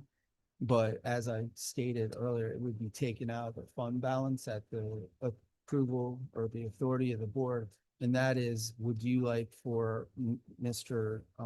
Foy and Mr. Robinson, Mr. Lester to look at those. I think there were some D- or D roads as part of the R2 that probably need to be resurfaced. So if you'd like that to be part of what I bring back to you individually, but then on July 7th. So, because I would like to start that, but I don't want, but that would not affect the assessment rates for anybody. That would just be pulled out. But remember, $2 million does not go very far. So we'd be very selective in what we do. Can I just point out that our two funds have nothing to do with the roads that you and I discussed earlier today, and that's a whole other issue. Oh, yeah, Orange That's Grove the and R1, Persimmon are not. and that is probably Orange Grove is probably the most complained about road right now. So And Orange Grove isn't even part of the R1. it was part of Unit 1 paid for it to be paved initially. Yep. Yeah. Yeah. So And that's going to be some subgrade work. So that's just not a matter of putting new resurfacing.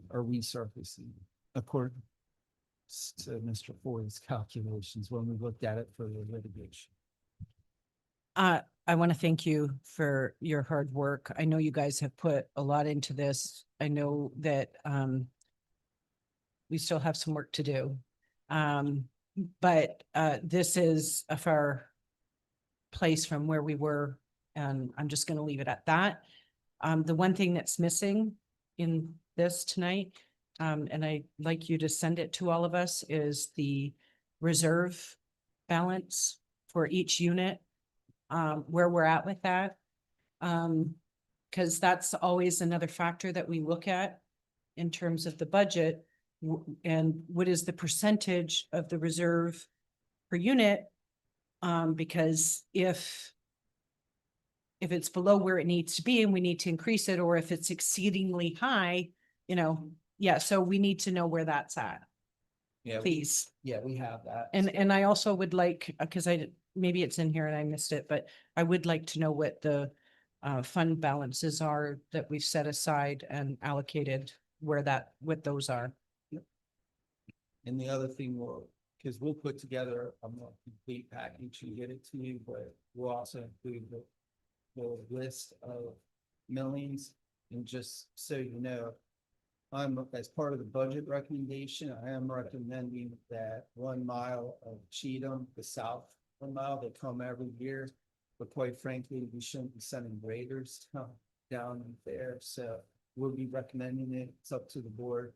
And then we've identified 20 miles of roadways that need to be milled. And then if the board does in fact decide that they would like to increase the milling, Ms.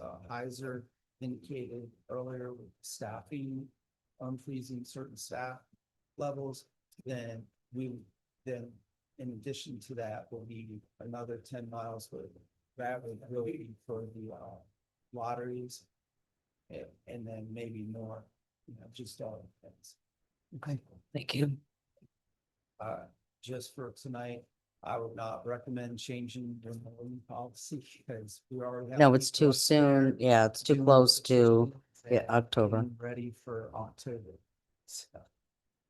Because we've been getting a few calls here and there, and after one of the meetings, I had some residents talk to me and they're preparing for it. Yeah. So I think that was it, unless you have any questions.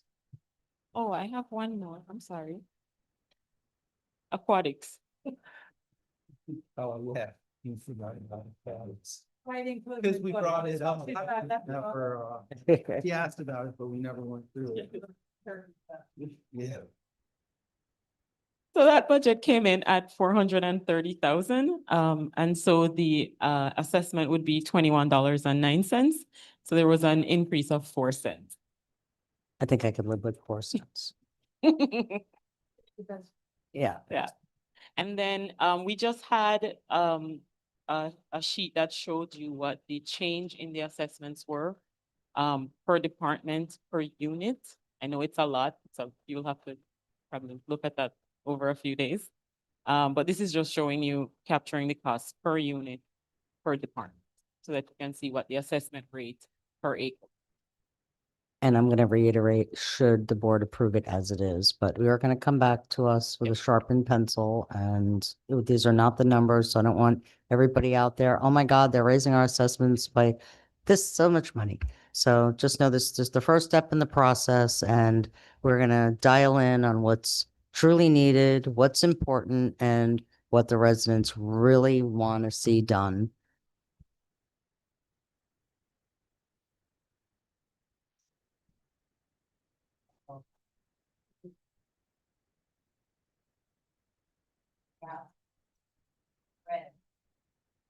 And again, if you, yeah, Something, something we didn't discuss, when we were talking about stormwater and culverts, the culvert crew.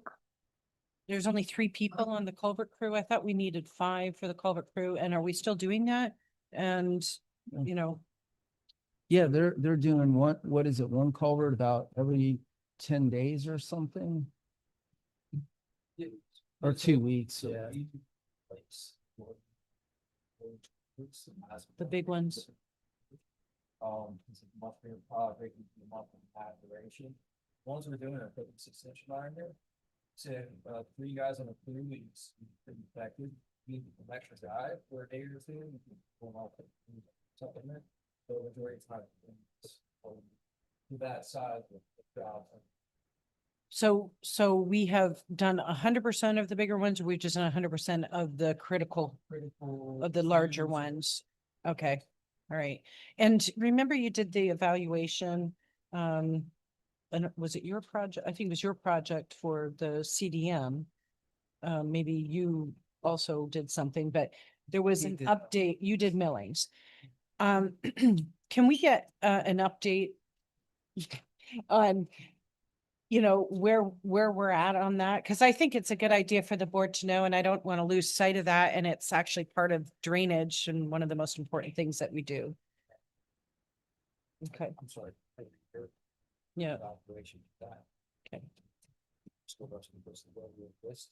That's how we determine what jobs. So what percentage complete are we on those culverts? Like, We did 105 replacements. Still move on, sorry. yeah, So we have about 350 culverts that are on Indian Trail roads. mhm, We used to think it was 400, but we removed a lot of the county roads because that is not responsibility of the county to replace those. So we have approximately 350 culverts. We've replaced 105. And I believe that we have 15 or 16 left that are user Ms. And that's based off the last inspection that was done in November. So okay. every year we do a reinspection of all the culverts, even the ones we just recently replaced, make sure there's no depressions, no, issues. But 105 culverts are now the 100-year culverts. So we shouldn't have any issues for 100 years. So- That is so- graded. So on that original inspection and inventory that we did, and there was an assessment that was done for the condition of each one of the culverts, and they were rated, Mhm. and I know you've updated it a couple times. What I'd like to know is, and we had the same thing done for the R2 roads. So maybe we can just, I don't know when's the last time you gave an update to the board, but maybe just sending an email, and then we can have that maybe on our website, so people know, because we were, it was a big deal, but now we don't talk about it at all, and it's very important what we're doing there and the amount of money that we do spend and invest on drainage, so, Absolutely. yeah. Make sure that's why we're working everything down into the basin. So this year, the majority of those using M's are in the M1 basin. So that's why that's loaded the way it is with a couple of the M2. Okay. So as we go through and complete these evaluations and inspections yearly, that list might change. It might go down to the M2 based on those condition reports that they come in. Thank you. So just beyond what Ms. argued, we're gonna start putting together data sets. because one of the things that's kind of skipped over in the IT administrative part is GIS, which is Geographical Information System mapping. And maps are layers, right? You have all that information.